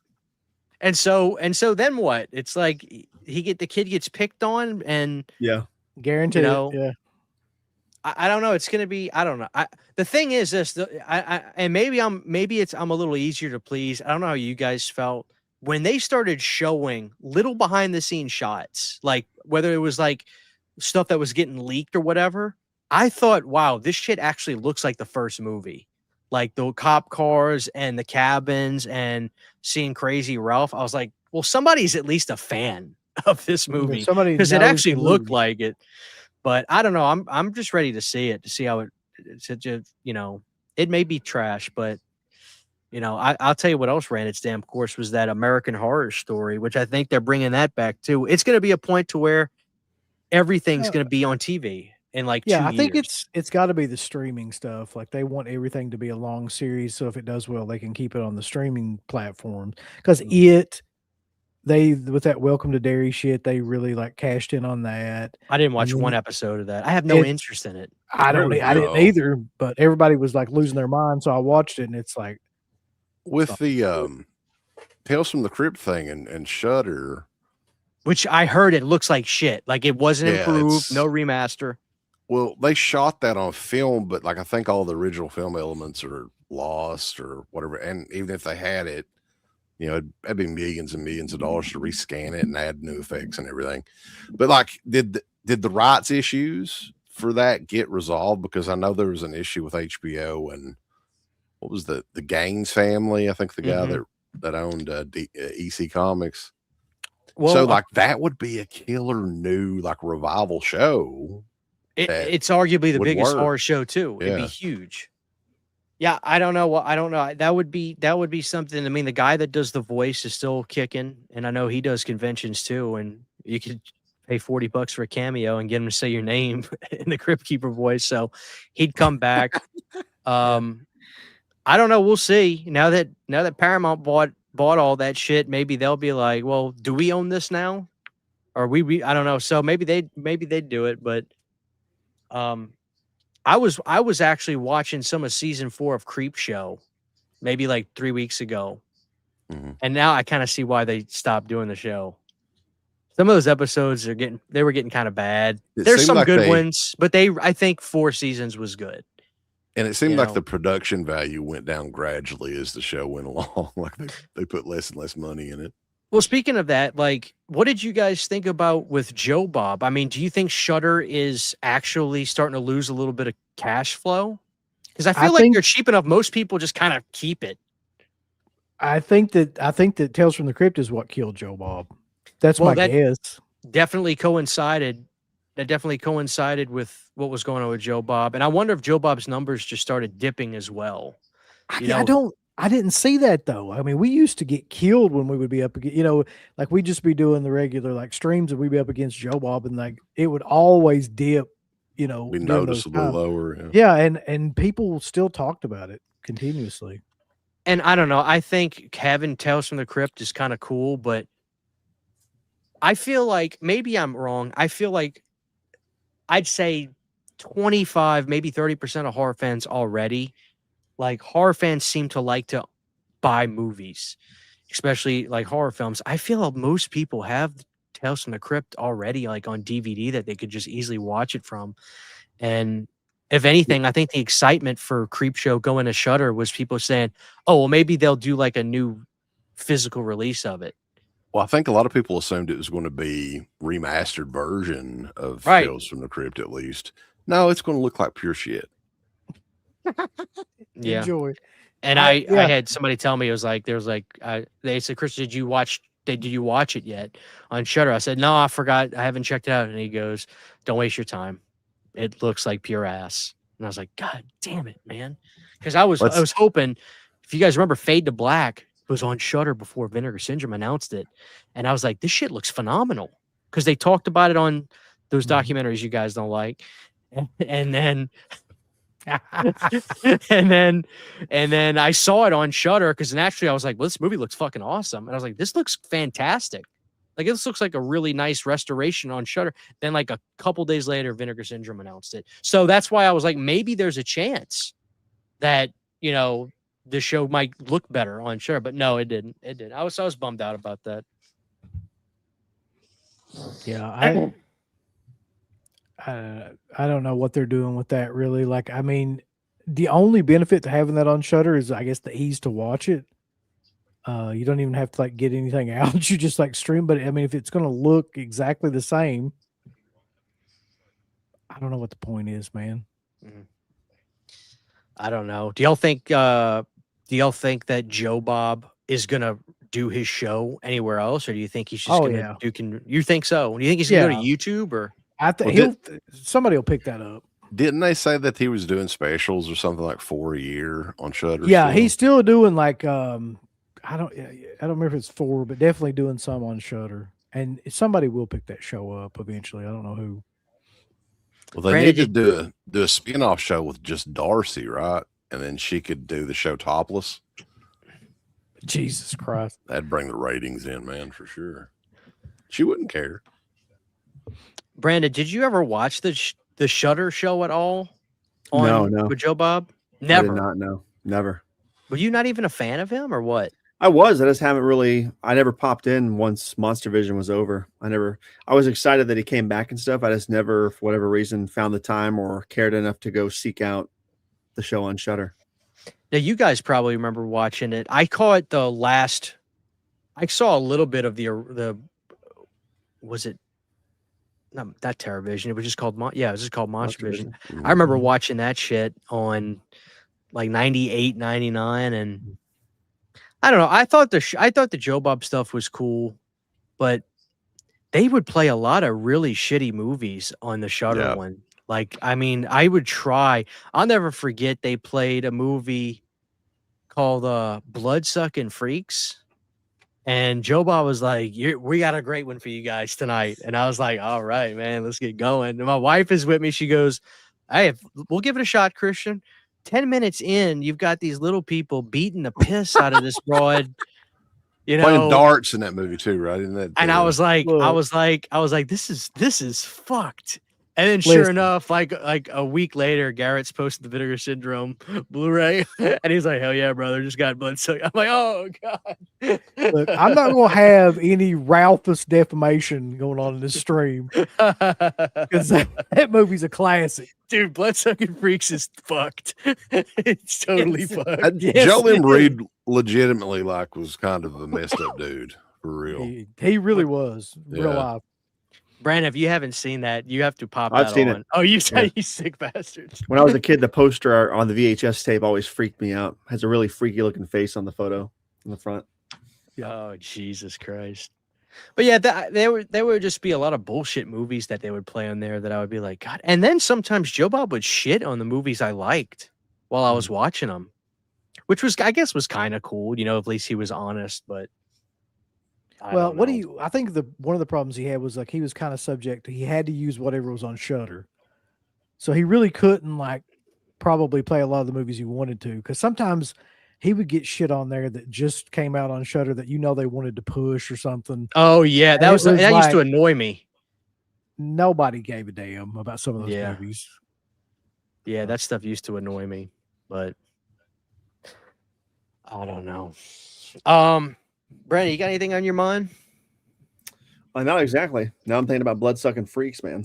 Gonna watch that before bed tonight, right? There you go. Well, what do you guys have coming up on Deadpit? Is it do you have any specific shows that y'all want to talk about, or is Felsher coming back on?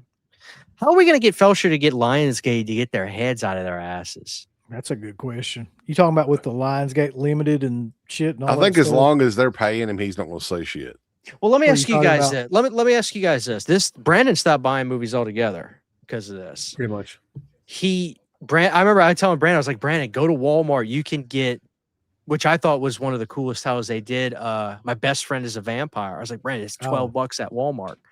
Now, like, what happened? There's a lot of people that speculate that Lionsgate Limited it saved them in the physical media. Like the way they do it now, it saved them, and they do it this way because there was rumors that they started losing their asses on the Walmart deals. And I don't know if that's true or not. Is there any credence to that? And that's what happened. So they were like, we got to completely restructure how we're doing this. I mean, if you remember, there was dump bins at Walmart that had a lot of those Vestron titles in it. So I don't know how well they were selling. So I'm guessing they were just stuck with a shit ton of back stock of those and decided, and this is what people likes, man, limited stuff like those VHS they're doing. I think that company, love them or hate them, and I think this stuff's overpriced. They're very smart in doing these limited, runs of movies, website exclusives, and still the big thing, and this gets everybody, Garrett's in here, he knows the numbers on the spines. That's the most important thing. You can't have any numbers missing, right? So they're going for the collectors more than anything now, I think. And they're stuck, man. They got those titles cheap at first, but now they've got to pay 30, $40 a piece for them. And you know what? Thankfully, I don't have a problem with missing out on stuff that they did. Like, I'm a huge Blue Oyster Cult fan. Top two, Alice Cooper and Blue Oyster Cult. Those are my two favorite bands. I'm not paying all that for Stoned Age, and I'm sure it's going to look okay, but I'm just going to fucking wait. And there's actually like the original, because if you guys remember when Vestron Video came out, that shit was expensive. Like, dude, at FYE, there was like a $42.99 on Shopping Mall. Mm-hmm. Not that, I mean, you could get it cheaper at Best Buy, but my point is, like, they came out expensive as shit, and then they dropped the price. When they came out in the beginning, because I wanted Blood Diner, that was like one of the first titles that they released, and it was like $35, something like that. And I don't know, something happened. They got cheaper there for a while, and now I think they just realized this market is just crazy people that want to buy shit for $50. Yeah. I don't know, man. It's all about the marketing. Well, I've heard they're doing the VHS tapes too that are like $30 a piece. And I think Garrett was telling me that those are made cheap as fuck. He said like the cardboard SLP tapes. The cardboard is falling apart. The tape is in widescreen or whatever. And that's like, yeah, because they got to recrop that. They're supposed to for VHS. Like they got to recrop that for 4:3 TVs. And he said like the cases would come unglued or whatever, the cardboard, and that you could just tell they're made on the cheap. And I was like, yeah, they probably paid like $0.25 to get that tape made. Mm-hmm. Well, that Paramount Scares too, they're doing that sort of stuff and they're cracking down. They got a lot of people that they do homebrew bootleg. I know that's kind of that people don't like that word because it sounds disrespectful, so I call it homebrew. But they make bootleg VHSs and they create their own cool covers and stuff. Paramount's cracking down on that shit. They're finding people that put out Paramount titles and they're saying, better knock that shit off. Are you talking about illegal bootleg Blu-ray covers? No, I'm talking about the VHS. I'm talking about I'm the talking about the VHS V8, counterpart. the V8 people that make VHS counterpart. VHSs, like people that recreate VHSs and they put out movies. I've seen Paramount give people cease and desist. They gave me a cease and desist when I made a Turtles melt. Paramount. I'll never understand how people get away with that shit to begin with. Like they've gotten away with it for years. Just coming up with these covers and shit that. Well, I had a conversation with somebody that works for like a boutique label, and I asked them about my situation. Like, hey, if I do like a Halloween H2O style melt, blah, blah, blah. And the first thing they told me was, well, Christian, they were like, you're making wax melts and you're making a sticker that goes on there and you're making like a picture of Michael. It would look horrible optically for them to like go after you and then you say something. He goes, but the people that are putting out the movies and selling the movies, like that shit, they're going to start cracking down on. And that's when he was telling me about the VHS market. Yeah. It was like, because now they know that apparently them fucking Terrifier VHSs sold like hotcakes. So now everybody started paying attention. Paramount's doing it now. Lionsgate's doing it. So they're checking Etsy with a fine-tooth comb. And they're finding all these people that make these movies on VHS, and they're shutting them down. Dude, there's one in particular that's crazy popular. That she does a fantastic job on these. I mean, so much so that you cannot tell like it's a bootleg. They come sealed. It looks legit. People on eBay have bought them thinking they're real tapes. So I'm shocked that she hasn't gotten any trouble yet. Not going to say the name or anything, but It's just one of those things, man. I don't know. It's crazy. It's crazy that VHS is like kind of like back. I don't really get into them. Like I'm old school, guys. Like I don't even like 180-gram vinyls. Like if I want to get Whitesnake 87, I'm getting that flimsy shit. I want that flimsy old school black vinyl. I'm old school like that. I don't like all that new shit. I go. Well, a lot of the times the older vinyl sounds better anyway. Like I think the new because like you're getting like a compressed mix on the new vinyls, and it's like a digital version really of the album anyway that they're exactly. Yeah, I'm old school. It's a lot cheaper to get the old ones too if you know where to look. Mm-hmm. Yeah, I got some cool flea markets around me that I go and check. I just got Hughes and Thrall that I fucking love that record too. I've been listening to that shit every day. But I don't know. I get in vinyl and then I burn myself out and then I don't want to touch or look at them for 6 months. And then one day I see something that I'm like, oh hell yeah. My wife buys more vinyl than me nowadays. Like I'm just running out of room, man. That shit takes up room after a while. Mm-hmm. I want to get an 8-track player, but so expensive trying to find one that works. That's like trying to find a Betamax player that works. I wish I could. I have some beta tapes. Me too. Like right here I got a Friday 5. I don't know how I got this. I don't remember, but what's funny, dude, is these things are heavy. And I hear that they look better than VHS. It may be marginal. It's the better format. Yeah. I think anybody would tell you from that era. Because like the funny thing is HD DVD was the better format to Blu-ray, but Blu-ray won. It's so funny too. It's like I was watching, I forgot how I found. Oh, I did this. I was watching Last Action Hero like I often do. And there's a scene in that movie. Maybe you guys had this technology, Brandon, I don't know if you did, where like Arnold takes this little, it looks like a Sega Genesis cartridge, like a Sega Game Gear cartridge, and he puts it in this device on his chair while he's driving, and it starts playing music. I Googled it. I was like, what is that? It was Sony's, it was a home music format called Mini Disc that they did. And so I go on eBay, I'm looking for all kinds of shit like that, super expensive. Sony failed with that. They failed with Betamax.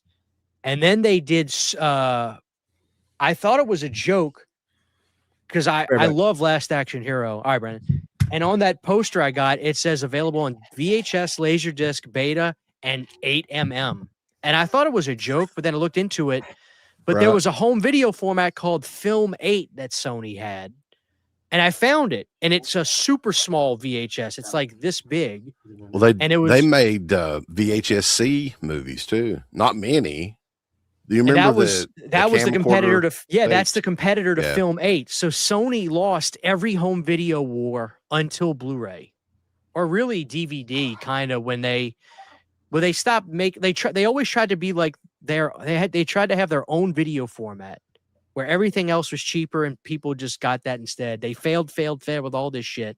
Then they finally said, "Fuck it, we're gonna be DVD," and then they did the PS2. They're talking about in the chat the HD VHS format. Did you ever get into any of those or try to collect those? I think there was a guy on YouTube called like Linus Tech or something that did a video about that, and he was like playing some Denzel. They actually looked pretty good, like 1080i ish. But yeah, it was like an HD VHS. I didn't see any of this shit when I was growing up. Me Like either. none of it. Yeah. That totally like I don't know what year did those come out, like 1998, 99, something like that maybe, or 2000. Let me Google it. I'm not really Because now sure. I'm just curious. Because like the early days of DVD is really when I got hardcore into laser discs too, because I know you're a laser disc guy. Oh yeah, right behind me, dude. That's my whole collection back there. And a lot of the times that was what me and Uncle Bill would watch like movies on. If it wasn't out on DVD yet, I would get the Laserdisc version of like The Fog or whatever. We would watch it that way. Yep. But I sold most of mine. Oh man, I never did, and yeah, I got all kinds. I got all kinds of shit, man. Like this is one of my favorites. This Texas Chainsaw. I've still got that one. There you go. The gatefold on that's badass. I always loved that.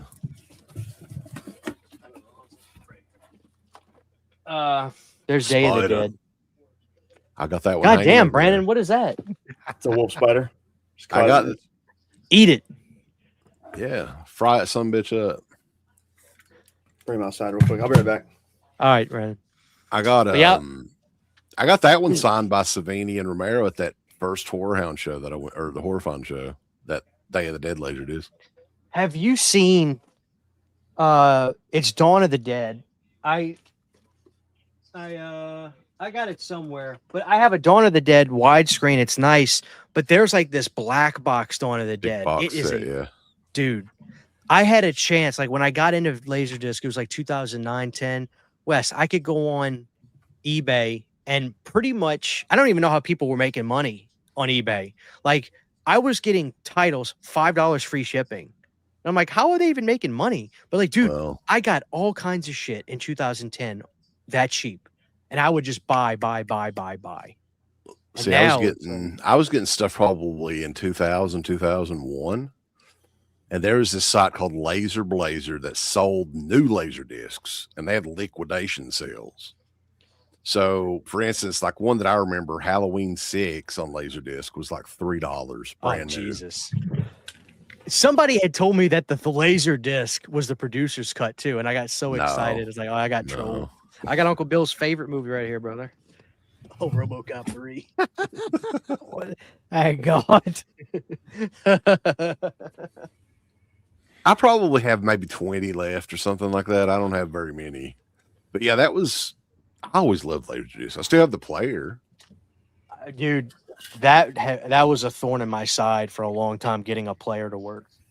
Yeah. I would get them shipped to me and they would just get destroyed in shipping. Well, a lot of the times too, it's like the belt is the big thing that would go out on those. Yeah. Yeah. This is one of my favorite releases right here. I like this one. Yeah, because Don May, he was with Elite Entertainment around that time period too, so he's got stories about all that. I didn't realize that. I just did a Laserdisc video like a day or so ago, and I was talking about Elite, and I was like, "Oh shit, this company was doing this with it. They were working with Anchor Bay, blah blah blah blah blah." And then somebody was like in the comments, like, "Yeah, that was Don May beforehand." You guys have interviewed him to talk specifically about that stuff before, huh? Yeah, we have him on every May actually, and we're still. I think we're going to have him later on this month. I don't know the date yet, but yeah, a lot of that stuff, man. Elite Entertainment was like, yeah, them and Anchor Bay, and who else was out around that time? I don't know. They were a couple of the real early ones that were doing the boutique, cult stuff. This is I'm sure Don worked on this. I'm assuming he did. This is one of my favorite releases I have. This Hellraiser box set. It's got Clive's autograph. Like, he signed the script in here, and what's crazy is I had never seen this before, but there's actually just the fact that Anchor Bay's logo is on that. I had no idea that Anchor Bay was. That's really cool. Yeah, but this thing's cool, and it comes with a script that Clive Barker signed. I had a buddy that just was like, "Hey, my wife is divorcing me. She took everything except my Laserdisc. I gotta sell them." And I was like, "Okay, I'll buy that Hellraiser from you, you poor bastard." They did a lot of the signed, like, limited. They did a Phantasm one too. Oh, dude, that I could never get my hands on it. Never could. And there's Laserdiscs in Florida. Do you have the Encyclopedia of Horror set that they did in Japan? That was always the one that I wanted. No, the big box set. It's like $300-400, I think. No, I know what you're talking about. The only I have some Japan stuff. I've got like Escape from L.A. I've got J Stakes Manhattan. The coolest one I have is The Return of the Texas Chainsaw Massacre, which I found on a random ass site. I'd have to dig for it, but I didn't know what it was. I heard about it and I get it, and I'm like, oh, this is just Next Generation. I thought they made a Japanese Texas Chainsaw Massacre film. What's that? That'd be wild. That. You got an unboxing? We're gonna do real I quick? have a couple of these sealed. Hang on. Oh, yeah. Oh, nice. Oh, Nice, I remember very that. nice. Was that the Orbit DVD warehouse find? Yeah. I've That's got like awesome. 3 of them. I was Bill thinking said, about. Uncle Bill said he printed a bunch of those and just said, "Hey, I found these." That's what he did. I know it's What I was curious about, though, is like I never could find a definitive, like, because this was a very like limited run, but I never could get any like actual numbers on how many they've made, because I'd never seen this up until Orbit found that big box of them. What year is on that? I think it's like 95. Okay. And is it a specific cut of that movie, or was it just like a release where McConaughey's people were like, "You ain't releasing that shit"? I think that this was like maybe the initial run before they. Well, it's got his name on it though, right? So yeah, 93 or so was when he became a kind of a name, right? Sensation. Yeah. Yeah. But Look it was what was the re-release was like 97. Yeah, right? and then funny enough, my wife, like when I met her and I would talk to her about that movie, that was her Texas Chainsaw. That was the only one she saw because they played the piss out of it on HBO. Like it just stayed on. So she was just like, "Yeah, I can't believe Matthew McConaughey was in that." I was like, "What are you talking about?" Because I didn't even know that there was a part 4 for a while. You know? There's some weird, like, because there's a documentary on YouTube about the movie that was not allowed to be put on the Blu-ray that Scream Factory did, because we talked to Felcher about this. So like there's some big issues with the movie. I don't know if it's the producer just scared he's going to get sued for including, the McConaughey and Zellweger stuff from the documentary or what, but they couldn't. That's a pretty cool documentary that's on YouTube. It's okay. I was gonna say, I don't know that I've seen that. I'll have to look Is into that where you that. hear the DP yelling at his assistant saying, "I run this camera, I do all the fucking work." Like there's a bunch of drama in that documentary. I've seen that before. It's pretty much just all behind the scenes Yeah. stuff. It's weird that they even made that, really. Mhm. That time period. Yeah, I need to check that out. I guess the last thing we'll end with, because we've been going for a while.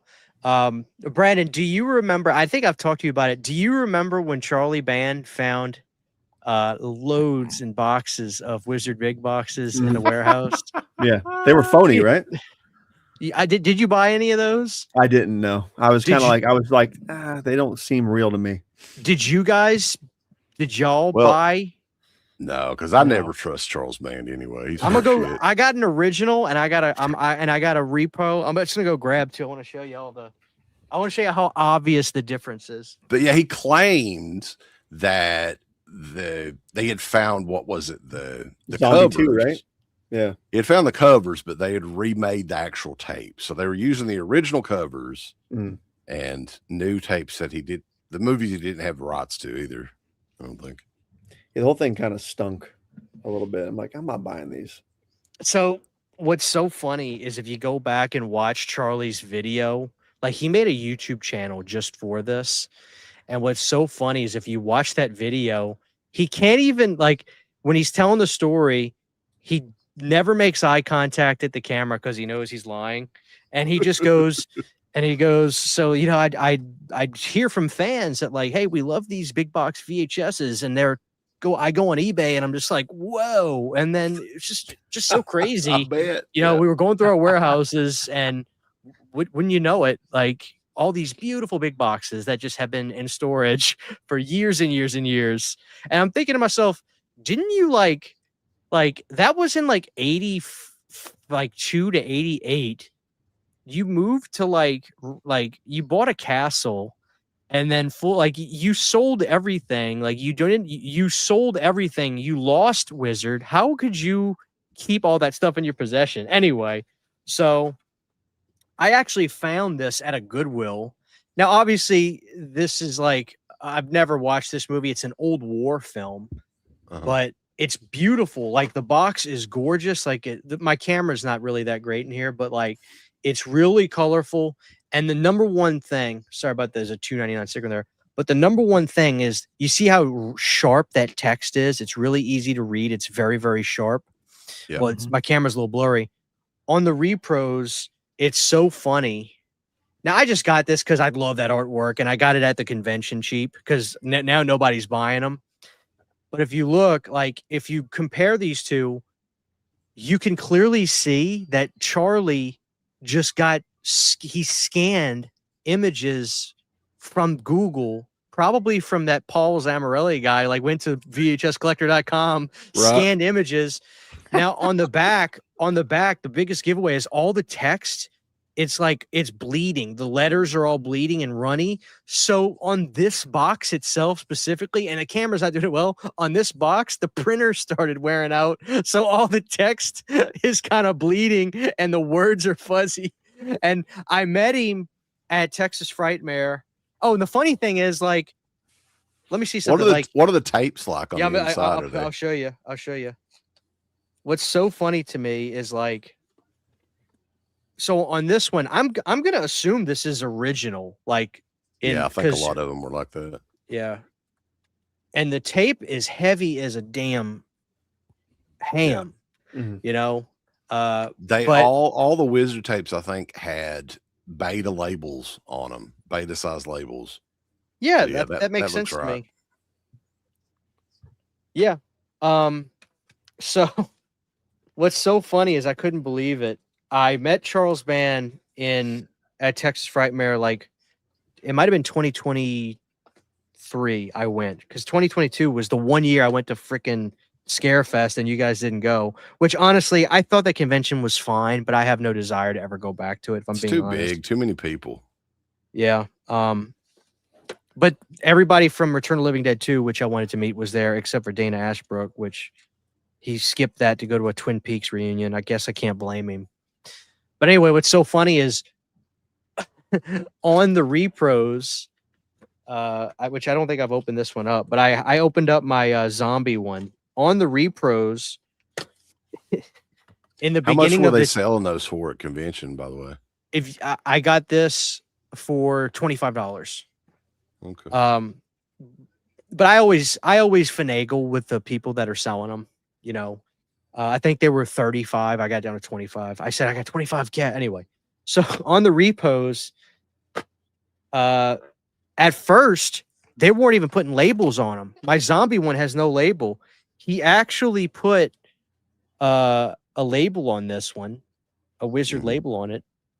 But what's so hysterical is he has the balls. He actually has the let me see where the camera's going.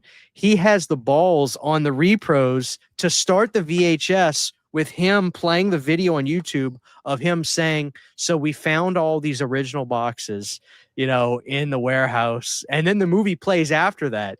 So he actually puts the freaking video of him lying his ass off, claiming that these are real in the beginning of the VHS. So before the movie plays, it just shows him sitting down being like, yo, you know, it's crazy. Like, well, people were like, whoa, man, like, dude, these things are wicked cool, man. And we were like, whoa. So we looked in the warehouse and oh my God, it was just crazy. We had boxes of these things. Warehouse, Yeah, we had boxes of these things. And then I remember the heat started coming down and he was like, we found Texas Chainsaw. Like he listed it because he was going to sell them at a time. He had a subscription plan. He had a subscription plan to sell these things.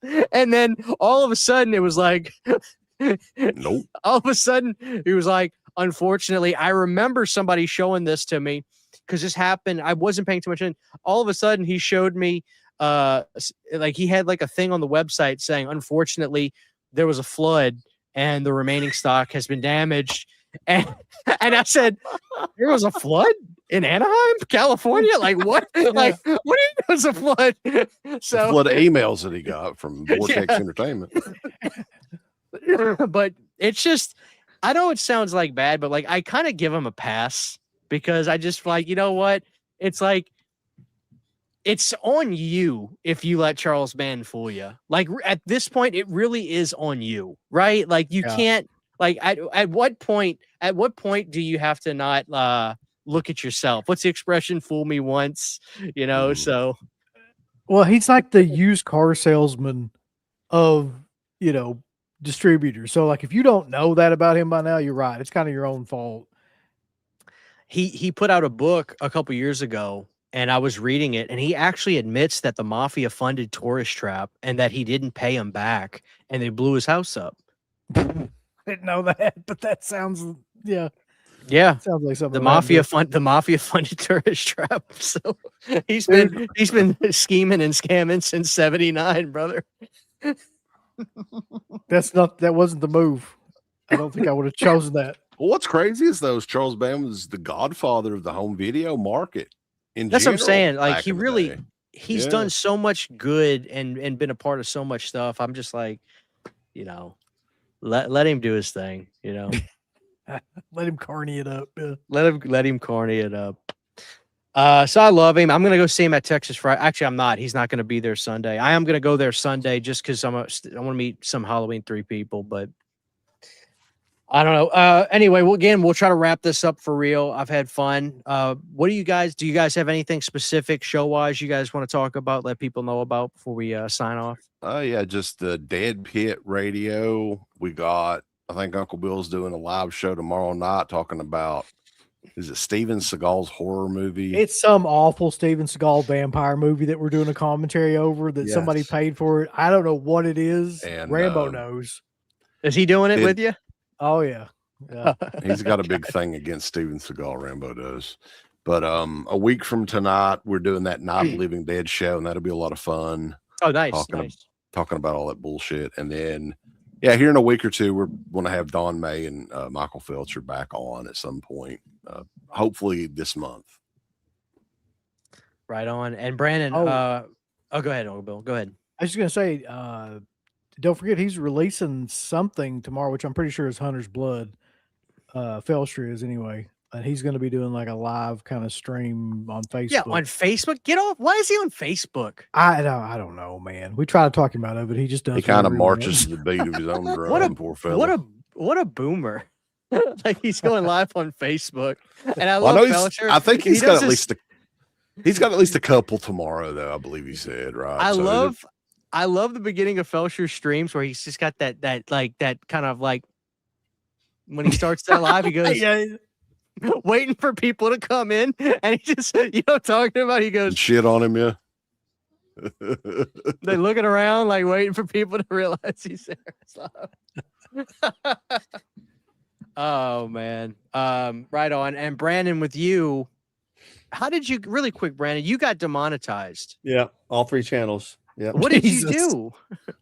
I'm not sure now because when I reapplied last week, because I hit the 3-month time period to reapply, it got rejected, and it said because of reused content. So now it's a whole nother excuse they're trying to give me.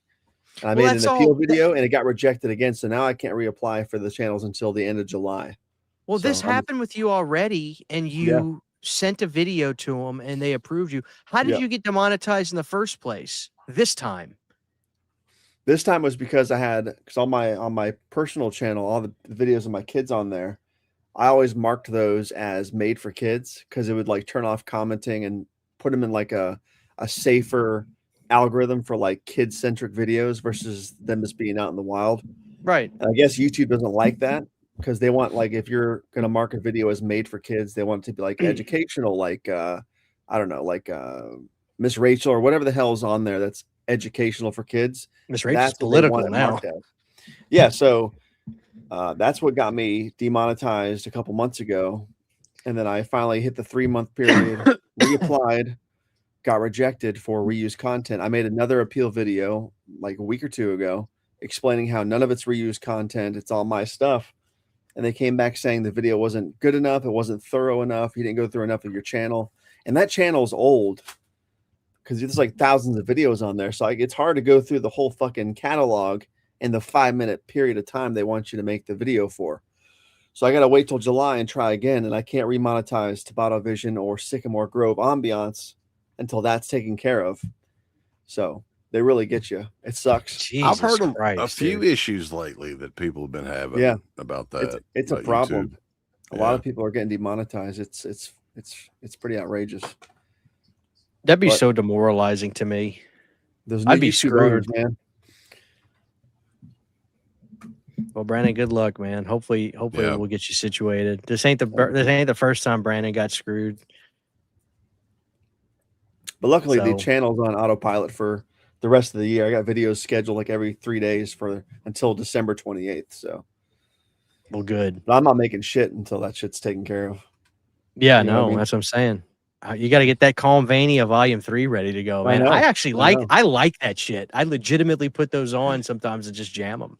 So, Yeah. all right, Deadpit, thank you guys for coming on. I'm glad we could have a meeting of the minds. Appreciate It's you. fun. Everybody's on the Yeah, same no problem. page.